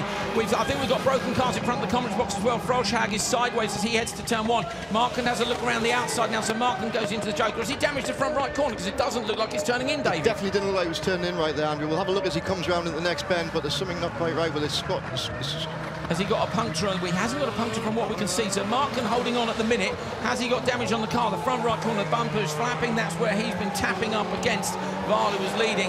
But Hedstrom and Munich doing battle behind them. So Alexander Wahl at the minute having fended off the attack of Markland down in turn 1. Markland should surely have just gone for the Joker on that lap and tried to gap him. You would have thought, again, you know, we're looking at trying to settle lap time. He needs to get in and get out. So slow himself down by having the contact before going for the Joker is worse than just hanging back a little bit and taking a run into the Joker. Still seems to be going well at the moment. Val up and over the crest. So Val is the only one. I was thinking now Val's got a problem because Val is heading backwards. So Val is going backwards and Markland's already up on the back. So what's the problem for Alexander Val? Alexander Val is on a go slow and up the inside. There we go. So Markland is back into the lead. I was just thinking, I was looking at it and confused by the fact that they were already up behind Val. So Val has definitely got a problem. Markland is choking and come straight back out behind. Hedstrom, he's right up behind Val as well now. And Val hasn't even managed to do it. So there we are. Hedstrom through the hairpin. There he is. Val's going backwards again. So Munich has managed to get through there as well. Munich has never had an international rallycross podium, so if he manages to hold on here, he'll be over the moon. Of course, he's bought Petter Solberg's old car, and since then has been getting some really cracking results. That's right. It's not the car that Petter won the championship in. It's one of his other cars, but again, it's still a top-notch World Rallycross car developed by Petter Solberg and being driven very well by René Munich. Anton Markland then, who we thought had a problem, I say, then just suddenly caught up with Val. He looked like he was slow through the first corner, then suddenly he's managed to catch up. Val's gone backwards. You can see the battle damage on the front of the car. I'm just looking to see if, no, he's not. Well, he's still on the timing screen, is under investigation, but that was from the semi-finals. But Markland, the championship leader, in the lead here again. Looking like he might be on for another victory. René Munich behind him is all over the back of Peter Hedstrom. So will Munich manage to make it up into P2? That would be a fantastic result for him. Val's dropped back 6 seconds already and he's going to jump on this time round. But, you know, we're down to 7.5 seconds nearly. It looks power-related. The car doesn't look to be handling any different. No, the car seems okay, doesn't it? But he's definitely going slower. René Munich trying to find a way past Hedstrom. Doesn't look like he's going to be able to. And Markland out for smoking the tyres up through Velodrome. I think these guys might hold on. Hedstrom, local, of course, living in Torsby. It's not very far away from here. Swedish flag on the roof. He would love to have got the victory, but it's looking like Markland at the minute. Markland taking a win here in Sweden. He'd be pleased. I know Larsen was desperate to win. I would like to have seen a battle with Larsen, but unfortunately these two, as I say, came together in the semi-final, and that was the end of that. Larsen yesterday had a terrible time in Q1, putting that amazing run in Q2, and the crowd went nuts. He did. I mean, literally, he had the car sideways. It was, I mean, he got that far ahead. He was just literally putting on a demonstration for everybody. The car was sideways, the smoke was flying. It was the Robin Larsen way around Holjes. It was absolutely fantastic. And he still got the lap times, didn't he? And he still nailed the lap times. And as he came round the final corner, I say they went absolutely mad. Hopefully the crowd will go mad for Anton Markland as well, because the Swedish driver comes over the jump, and it is going to be a home win. Markland takes the checkered flag in Sweden. Behind him, Peter Hedstrom, and René Munich getting his first ever international rallycross podium. Brilliant, brilliant drive by him. Markland sends the car into some donuts. We're not seeing anything on the timing screen to suggest that anybody is unhappy. It was firm driving. That's what we have in rallycross. Well done, Anton. Climbing out of a smoke-filled car to wave to the crowd. Shame for Alexander Val. Would have been good to see a fight there because he was looking quick. There's Mark, and he's very pleased to say, but Val with some sort of a technical issue which stopped him from being able to do it. We can see smoke. Somebody else is doing donuts down there as well. It looks from in the distance, it looks like it might be Hedstrom, but and local commentators over there to speak to Anton. Munich rolls back towards the paddock, and the crowd waiting for just one last race. Let's have a look back then at some of the action from this. At this point, these two hooked it up massively off the front row. They did. I mean, if you look, Hedstrom literally had a little bit of a bog on the start line, didn't get a great start. Unfortunate for man, hitting the curb, ripping the wheel off. It's a shame. But these two, watch here now. Up the inside, little touch, fine. Push again, push again. It was a bit of throttle in the middle of the corner twice where he just had a little nibble at him. I get it, you've got to try and get past. In fact, it didn't matter because in the end he managed to do it with Joker and Val having the problem, but you never know, maybe Val had a problem from the contact. Either way, you know, that's rallycross, and we don't want to see people not try to overtake, but see there we go, that's clean. That's Val's got the problem. Set him up, go up the inside, and away you go. Well, either way, Markland's done it, and that is Markland's second winner this season. He's been on the podium at all the events so far. And with Tamas Paukis retired, unfortunately, with roll cage damage in, I think, Q1 this weekend. So disaster for him in P3 in the series. Larsen, I say, didn't make it through thanks to the semi-final. Whereas Markland has taken his second win of the year. There it is. Peter Hedstrom in P2. René Munich with that podium. Froschag, Val, Oman, DNF, but still a point. And we'll be able to have a look at the championship standings at some point and see just what that's done to Markland. It was 8 points. No, sorry, it was 12 points when they came here. What will it be now? Let's have a look at the standings after round 3 of 5. And we're at 81-62. It's 19 points now. Larson is still in P2, but Rustad has moved up. Tamas Paukis, look, from 3rd place down to P7. So that was a disaster for him. But there's another 2 rounds to come in France and Latvia. So Euro RX Supercar is not over yet. Andreas, the car's been flying so far here in Sweden. You've only got one Volkswagen to worry about, and it's not Petter Solberg. You must be happy. I mean, like, it's going to be tough out there anyway. Johan have been really fast this weekend, so absolutely flying. We need something extra to be able to get a fight with him. It's going to be hard, but you know, in Rallycross to win, you need to be lucky, and I hope I'm a bit lucky in this final. Yeah, good luck. Thank you. Thank you. Well, we've got one more race to come for you this weekend, and it will be the 100th race this weekend here in Holjes. Another stat for you, 45,100 fans. It's a record for Holjes. We've got lots of hundreds in here, haven't we? So more than 100 cars entered as well. It's the biggest entry of the season so far. Kristoffersson pulls his gloves on. Special gloves, look, with the Swedish flag on for his home race. He's desperate for the win, but so's Kevin Henson. Neil Cole's down there with him now. Kevin, done a great job so far to be here in the final at home in Sweden. What would it mean to win at Holjes? Well, that would just be amazing, but you know, there's a lot of quick guys. I will just do my best. I've been fortunate enough to win once in RX2, and it was just an amazing feeling. So many family and friends and just awesome Swedish fans. So I will do my everything, and we'll see how far we'll go. Okay, good luck. Thank you. Thank you. Kevin Henson goes to get into the car backward with his final preparations underway. David, nervous times for the drivers. It is. You're sitting in the car, you're getting strapped in, you're starting to think about what could happen at the first corner. You know, you're starting to set your rhythm in yourself, your breathing. You know, there's low brushing to get in the car there, maybe a little bit delayed, getting in, getting himself settled. Late to the car. Oh, Neil Cole is apparently going to interrupt his process even further. I think Neil's managed to grab Sebastian Loeb. Crowd are going mad. That must be for Neil, surely. Before you put your helmet on for the final in Sweden, how's it going to be? Tough, but it's interesting. We are quite in a good rhythm since the beginning of the weekend. So for sure the Volkswagen are really, really fast. But I will try my best. Good luck. Thank you. Loeb in a tearing hurry to get into the car. Timmy looking a lot more relaxed. So there we are. They were both in the first semi-final. Interestingly, the top 3 from the first semi-final went through, and it would have been the top 3 possibly from semi-final 2, but Solberg's missing, and it was P2, P3 and P4. Just goes to show you how important these grid positions are. There's Johan Kristoffersson sitting in the car waiting to go. On the right-hand side, you can see Neil Cole creeping up on him with our camera, so we're going to have a chat with him. Johan, you've done everything you needed to do to get yourself in a position for a home win. Now what's going to happen over the next 6 laps? We'll see. I mean, I will try to do a good start. Play a little bit safe in the start to not stall. And from there, I mean, pace has been fantastic all weekend. And I mean, obviously, Bakkerud and especially Loeb have been very quick. So I will try to manage my tires the first 3 laps, and then we'll see. Good luck. Thank you. So Kristoffersson saying he wants to manage his tyres. I can't imagine they're too bad. Yesterday they were saying they didn't really need to worry about it. There's Tommy. Those guys up on top of the Monster Energy rig. Pernilla still up there. They've got lots of family here. Remember, this is PSRX Volkswagen Sweden. It's a home sponsor. They would love the home win. Everybody wants to win this one. I know we keep saying it, but VW Sweden with a Swedish driver in Sweden, they'll go absolutely bonkers. Massive crowd still here.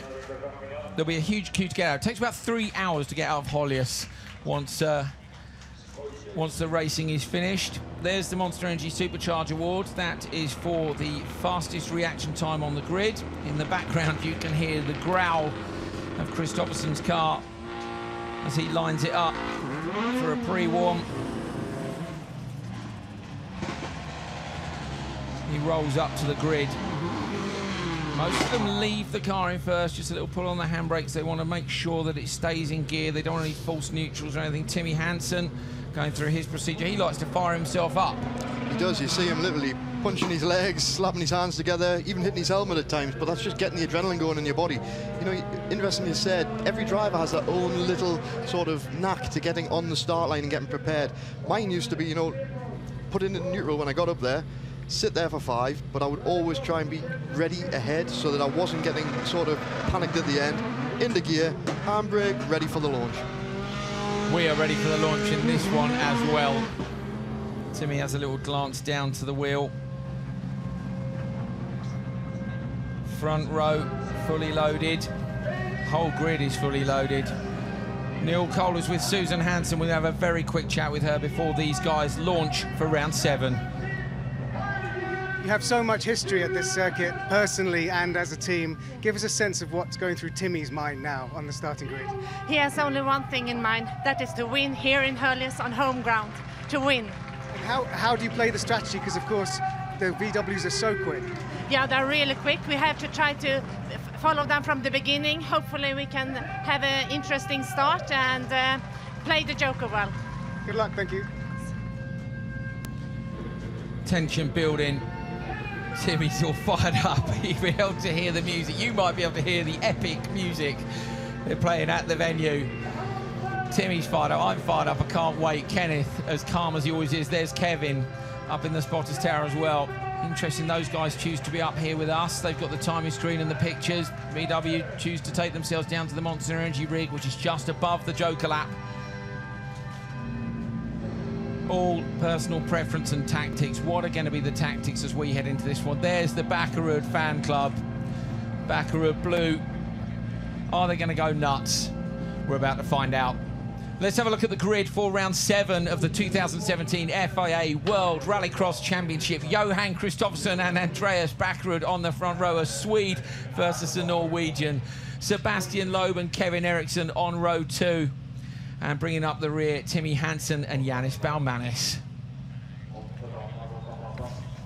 Race 100 of the Magic Weekend 2017 about to get underway. You saw Kristoffersson pull the car into gear. You saw him give the marshal just a little thumbs up. He has a little look to the left at Bakkerud, his competitor, on the way down towards turn 1, but he can't forget Loeb, Eriksson, Hansen and Baumanis behind him. This is a very talented final, and it's the blue ribbon event. Who is going to be on the top step of the podium? They're ready to race.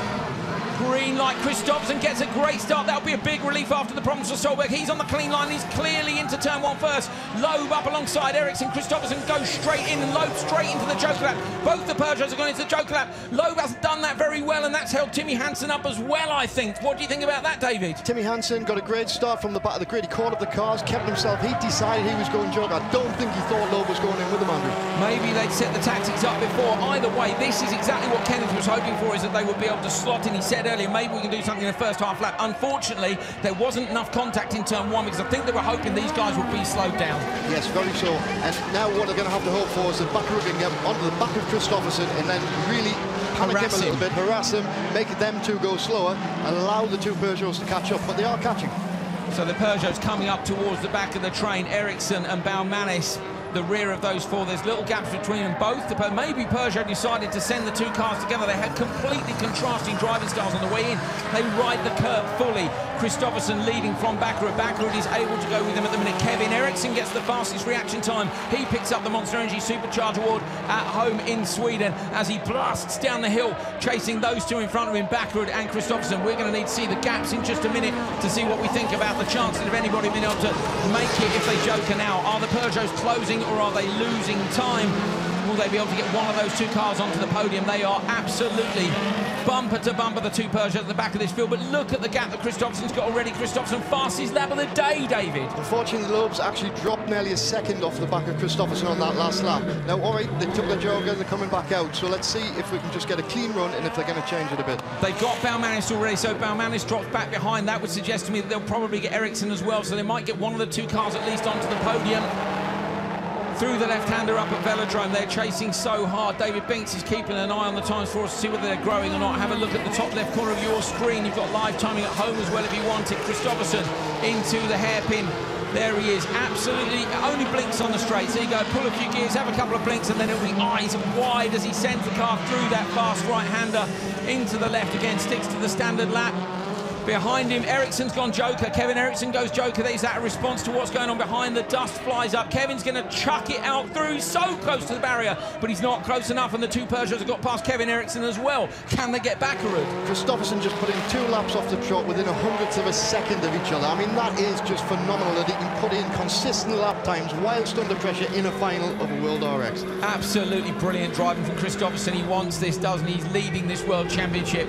He wants to win the big trophy at the end of the year. He said you just have to take it race by race. He's just got this one race to go to decide his fate.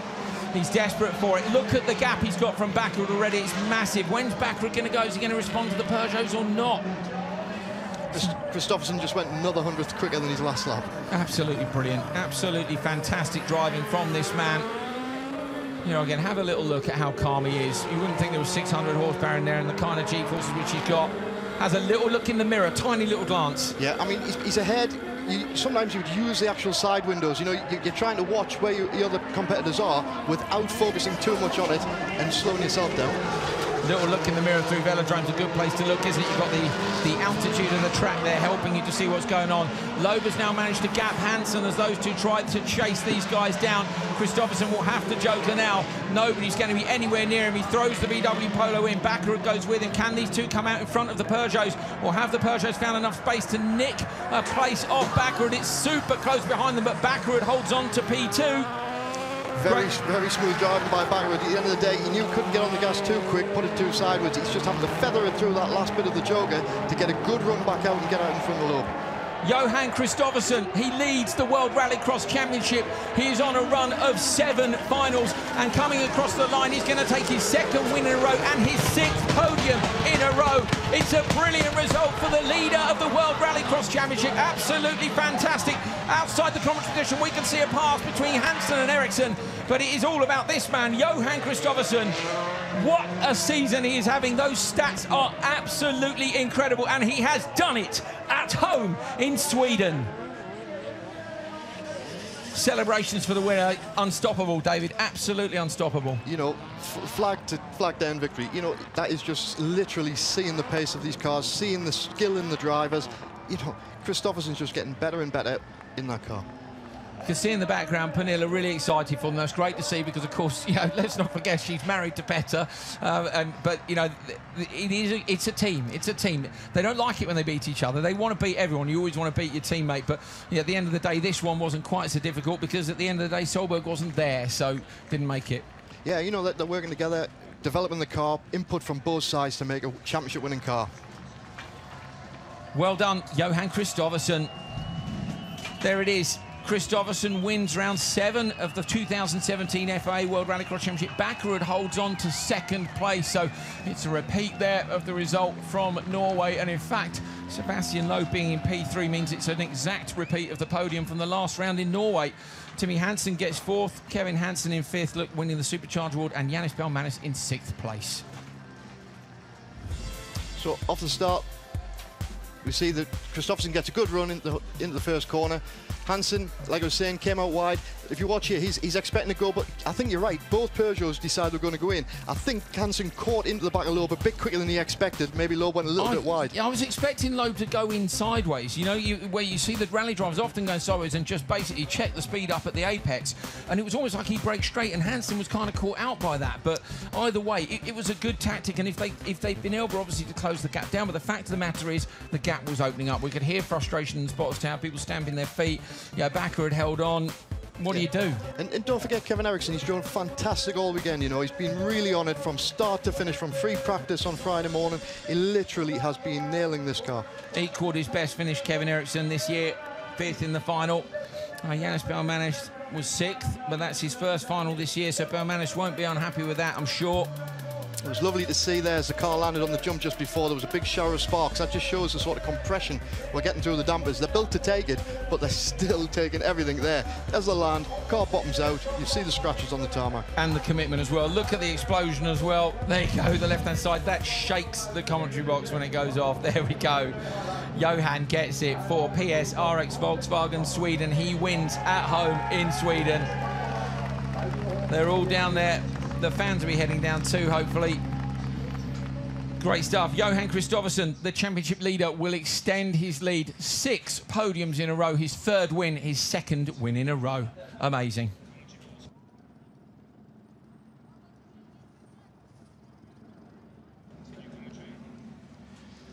$45,000 people leaving. Those who are in a hurry will have parked their cars down by the bridge, which is about a mile away, but the mile walk will be a lot quicker than the 3-hour wait. So we've learned over the years that there's no point in rushing out of here. You might as well just chill out for a while. See the T-shirts with the Magic Weekend on. Final not as exciting as the other races this time, but, you know, that's a mark of how well Kristoffersson controlled it. We're going to see an onboard from Timmy Hansen, so we might get a little look at what he was seeing. I wonder if we'll see it off the start. So we do. So let's watch Hansen with Loeb into the Joker. Yeah, so he gets a good start, sticks out wide, doesn't want to run in the back of them, but if you watch there, Loeb starts to go right, Hansen as well. So the two of them were committed to go into that Joker, if you ask me, as they go in. But there, look, just had to check it back because Loeb didn't get the acceleration out. Whether that was because he was worried about Timmy being up the inside and they didn't want to make contact.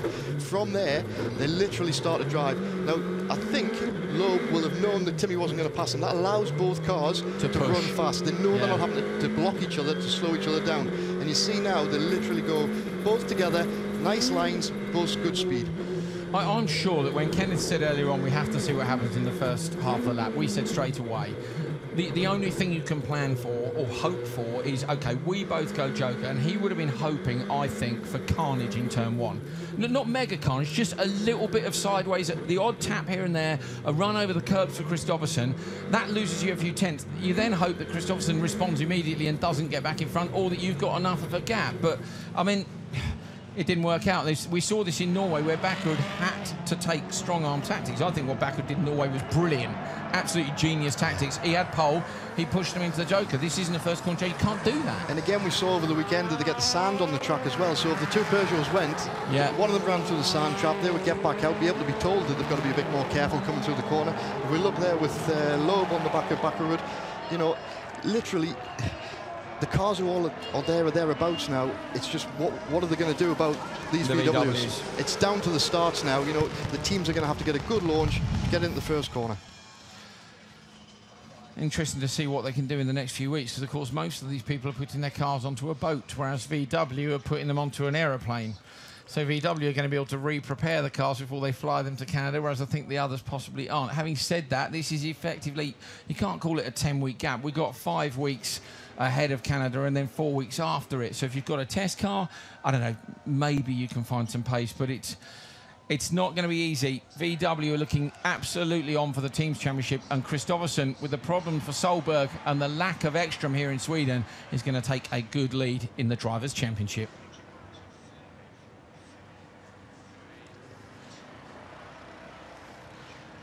Well, some of the fans are heading home, and some of them are heading down towards the podium, which is where Neil Cole is. Neil Cole's going to be interviewing our podium finishers, and the first of those, of course, is Sebastian Loeb, who was 3rd here in Sweden. Sebastian, a career full of podiums, but I can see you enjoyed fighting for this one. Yeah, for sure. It was a great fight until all the weekend. Volkswagen is really fast, and we try to get closer. It's not easy, but we are in the fight with all the other cars, just a little bit behind Volkswagen, but it was a great fight. The car was really good, well balanced, so I could push hard all the weekend. Had some good hits, good semi-final, good final. At the end, podium, it's not bad. Well done, thank you. Thank you. Well, Loeb says they're in the fight. There you go. This is what everybody's interested in seeing. Matthias Ekström was in P2 in this championship. He drops down to third. Solberg was in third. He moves up to second. Of course, Ekström wasn't here. But the gap previously was 151 to 143. So that was 8 points between Kristoffersson and Ekström. It is now 31 points between Kristoffersson and Solberg. That is more than a perfect weekend score. Kristoffersson is absolutely smashing it. He is leading the World Rallycross Championship in style. Loeb and Bakkerud move up. Timmy Hansen moves down to P6. Talking of Bakkerud, he is down by the podium right now, and he is, of course, with Neil Cole. Directly here in Holjes, the Magic Weekend. I'm with Neil Cole. Myself, Andreas Bakkerud, finished P2, 5th time in a row. I'm on podium at the Magic Weekend. Over and out. Thank you. No. Your fans are singing that you're beautiful. Did you enjoy this final, or would you really rather have been on the top step? To be honest, when you're second behind a quicker driver, you get so, you know, you struggle to keep his pace, and you try to pitch it in there, maybe driving a little bit over the limit so it's going slower, and then you have to rethink and like, okay, pull back a little bit. I think my joker was pretty good, so overall we didn't have the pace Johan had, and I just need to work on that. Hopefully we can get back with a win very soon. Well done. Enjoy the podium. Thank you. Andreas Bakkerud looks happier here, doesn't he, than when he came second at home in Norway. There they are. The fans are going nuts for him. They absolutely love him. It's great. He works so hard. Well, there you go. The team standings haven't changed in terms of order. EKS and Hoonigan Racing Division exactly equal on points. Not a good weekend for EKS, it has to be said. No cars through to the semi-finals. Team Peugeot Hansen on 246, but PSRX Volkswagen Sweden 331 points. It's looking to me like only Peugeot Hansen can stop them, and they're going to need to find some more pace if they're going to do that. Johan, it's great to see you with a big smile on your face. Over 45,000 fans here. It'll be a very popular win this weekend. Yeah, it was just fantastic. I mean, it's such a team effort. We have been working so hard the whole weekend. I left for France on Sunday, was testing Monday, Tuesday, travel here on Wednesday, and then me and Petter have been trying a few different setups, working very well together, and yeah, you see the car is just flying, and so nice to be able to deliver the win to the team, and Petter had the misfortune in his semi-final, so yeah, great. And flying the flag for Sweden, in Sweden. Yeah, it's just fantastic. I mean, it's so nice. I mean, in Q4, me and Petter was playing the tactics just perfect, and it's give me goosebumps even that I'm there, I'm doing it. But I can imagine how it looks from the outside. I think the competitors are a little bit scared. Thank you, well done. Brilliant flag. That's probably perfectly framed. He got the flag there. That means he must have been able to see the shot somehow, mustn't he? But Kristoffersson, very, very happy indeed. He's pretty calm and unaffected by all the emotions with this sport. He did admit to being a bit emotional when he won in Norway, but I think that was because he overcame the pain of his foot. But it's a brilliant performance, David. I mean, he's had him and Timmy Hansen actually have both made every single final. So Solberg missed out in Norway and now in Sweden, and you can see how much he's dropped off Kristoffersson. Obviously, Ekström was the other man who'd made all 6, and he's not here this weekend. So Kristoffersson and Hansen, every single final this year. But you know, you look at both of those drivers, and they're very calm, they're very collected. They put a lot of time into the tactics from a team perspective, but also as a driver perspective. You never really see them get into a lot of damage. They don't make silly mistakes, and it's down to just, you know, being there at the end, and by taking a thought through the qualifying heats and the semi-finals. You heard him say there, you know, we work the tactics. It gives him goosebumps that it worked out right for him. Yeah. You know, when they put the effort in from Monday, Tuesday through testing, picking up the trophy on Sunday, you know, that is what the hard work pays off for, and it's great to see. Everything, isn't it? He said to us at the start of the weekend, I love free practice because you're on your own, track conditions are safe, no traffic, you find fastest, I'm fastest. He was there or thereabouts. Solberg was right up there too, and as the weekend went on, I did think when Solberg put that time in Q4, it's a bit of a marker. Here's Bakkerud firing his crowd up, but of course Solberg stalled in the semi-final, and you know, you can't count Solberg out, you definitely can't. He's P2 in the championship now, these guys together leading the team's championship. It's a pretty outstanding first year, isn't it? It would have certainly been a different result. You know, we would have had probably Solberg if he hadn't stalled. Standing up there, fighting with his teammate. Would they have done anything different? Kristoffersson still seemed to have the legs. There we go. Luke Woodham hands over the trophy. The Monster Energy Supercharger Award for fastest reactions to Kevin Henson. Kevin will be pleased, you know, with his weekend to be up there on the podium. That's it, champagne time. Kristoffersson gets it mostly. And Kevin Henson joins in too. That's brilliant. It stings in the eyes. That's not cool. But there we go. He will not mind. He really will not mind. Well, what a weekend here in Sweden. It's called the Magic Weekend for a reason. It is an absolutely fantastic event. David Banks, thank you so much for being with us. Enjoyed it? Absolutely. You know, first time here. Love it. We'll be back, hopefully next time in a car, Andrew. We'd love to see you in a car, David. It's been great to have you along. Thank you very much indeed. That was Kevin Henson with broken rear drive. He didn't quite make it through to the semi-finals as a result of that. Ken Block with a little bit of an off. He did make the semis. His semi-run continues. Lots of people with great form. Andreas Backer, remember, saying it's his 5th time in a row on the podium here. Since World RX has been coming here, which is the last 4 years, Backer's always been on the podium. That is a brilliant stat, but it's hard to match the stats of Kristoffersson, isn't it? No Ekstrom. That was PG Anderson in to replace him this weekend. He didn't make the semis. Neither did Nitish Rotopi. Timoz Yarnov did, and behind him, Sebastian Eriksson did too. Will we see Sebastian Eriksson next year? Are they here for a bit of practice? Who knows? I'd like to think that we might. Solberg up and over the jump. He was flying in Q4, and it looked to me like he might have better pace than Johan Kristoffersson. Kristoffersson would have had a look at that, stayed calm come semi-final time. He put in the performance he needed to put in the first one. Out in front of all these guys, they couldn't get close to him, and that was going to book his slot on pole position for the final. Semi-final 2, and that was the point at which Solberg's weekend fell apart. He stalled in the semi. There was nothing he could do. He tried hard. He got on the back of the train. Here he was. Little problem there with Timo Scheider. Lost a bit more time. Solberg was out, and we were on to the final. The 7th final of the year. The 7th final that Kristoffersson and Hansen have been in. Kristoffersson came here on 5 podiums in a row. He leaves with 6. That equals Petter Solberg's record. Petter Solberg's record. He's had 6 in a row on the podium twice. Kristoffersson, can he make it 7 in Canada? Well, we'll find out, won't we, in just a few weeks' time. Absolutely brilliant performance. He leads the World Rallycross Championship by 31 points. It's enough for him to completely skip an event if he wanted to. He won't do that. He's going to keep trying to dominate. Can he get 7 podiums in a row? Can he get 8 finals in a row? He won't be bothered right now. He's going to be picking up the trophy at home in Sweden, and we will see you in 5 weeks' time from Trois Rivières in Canada. Look forward to that. See you then.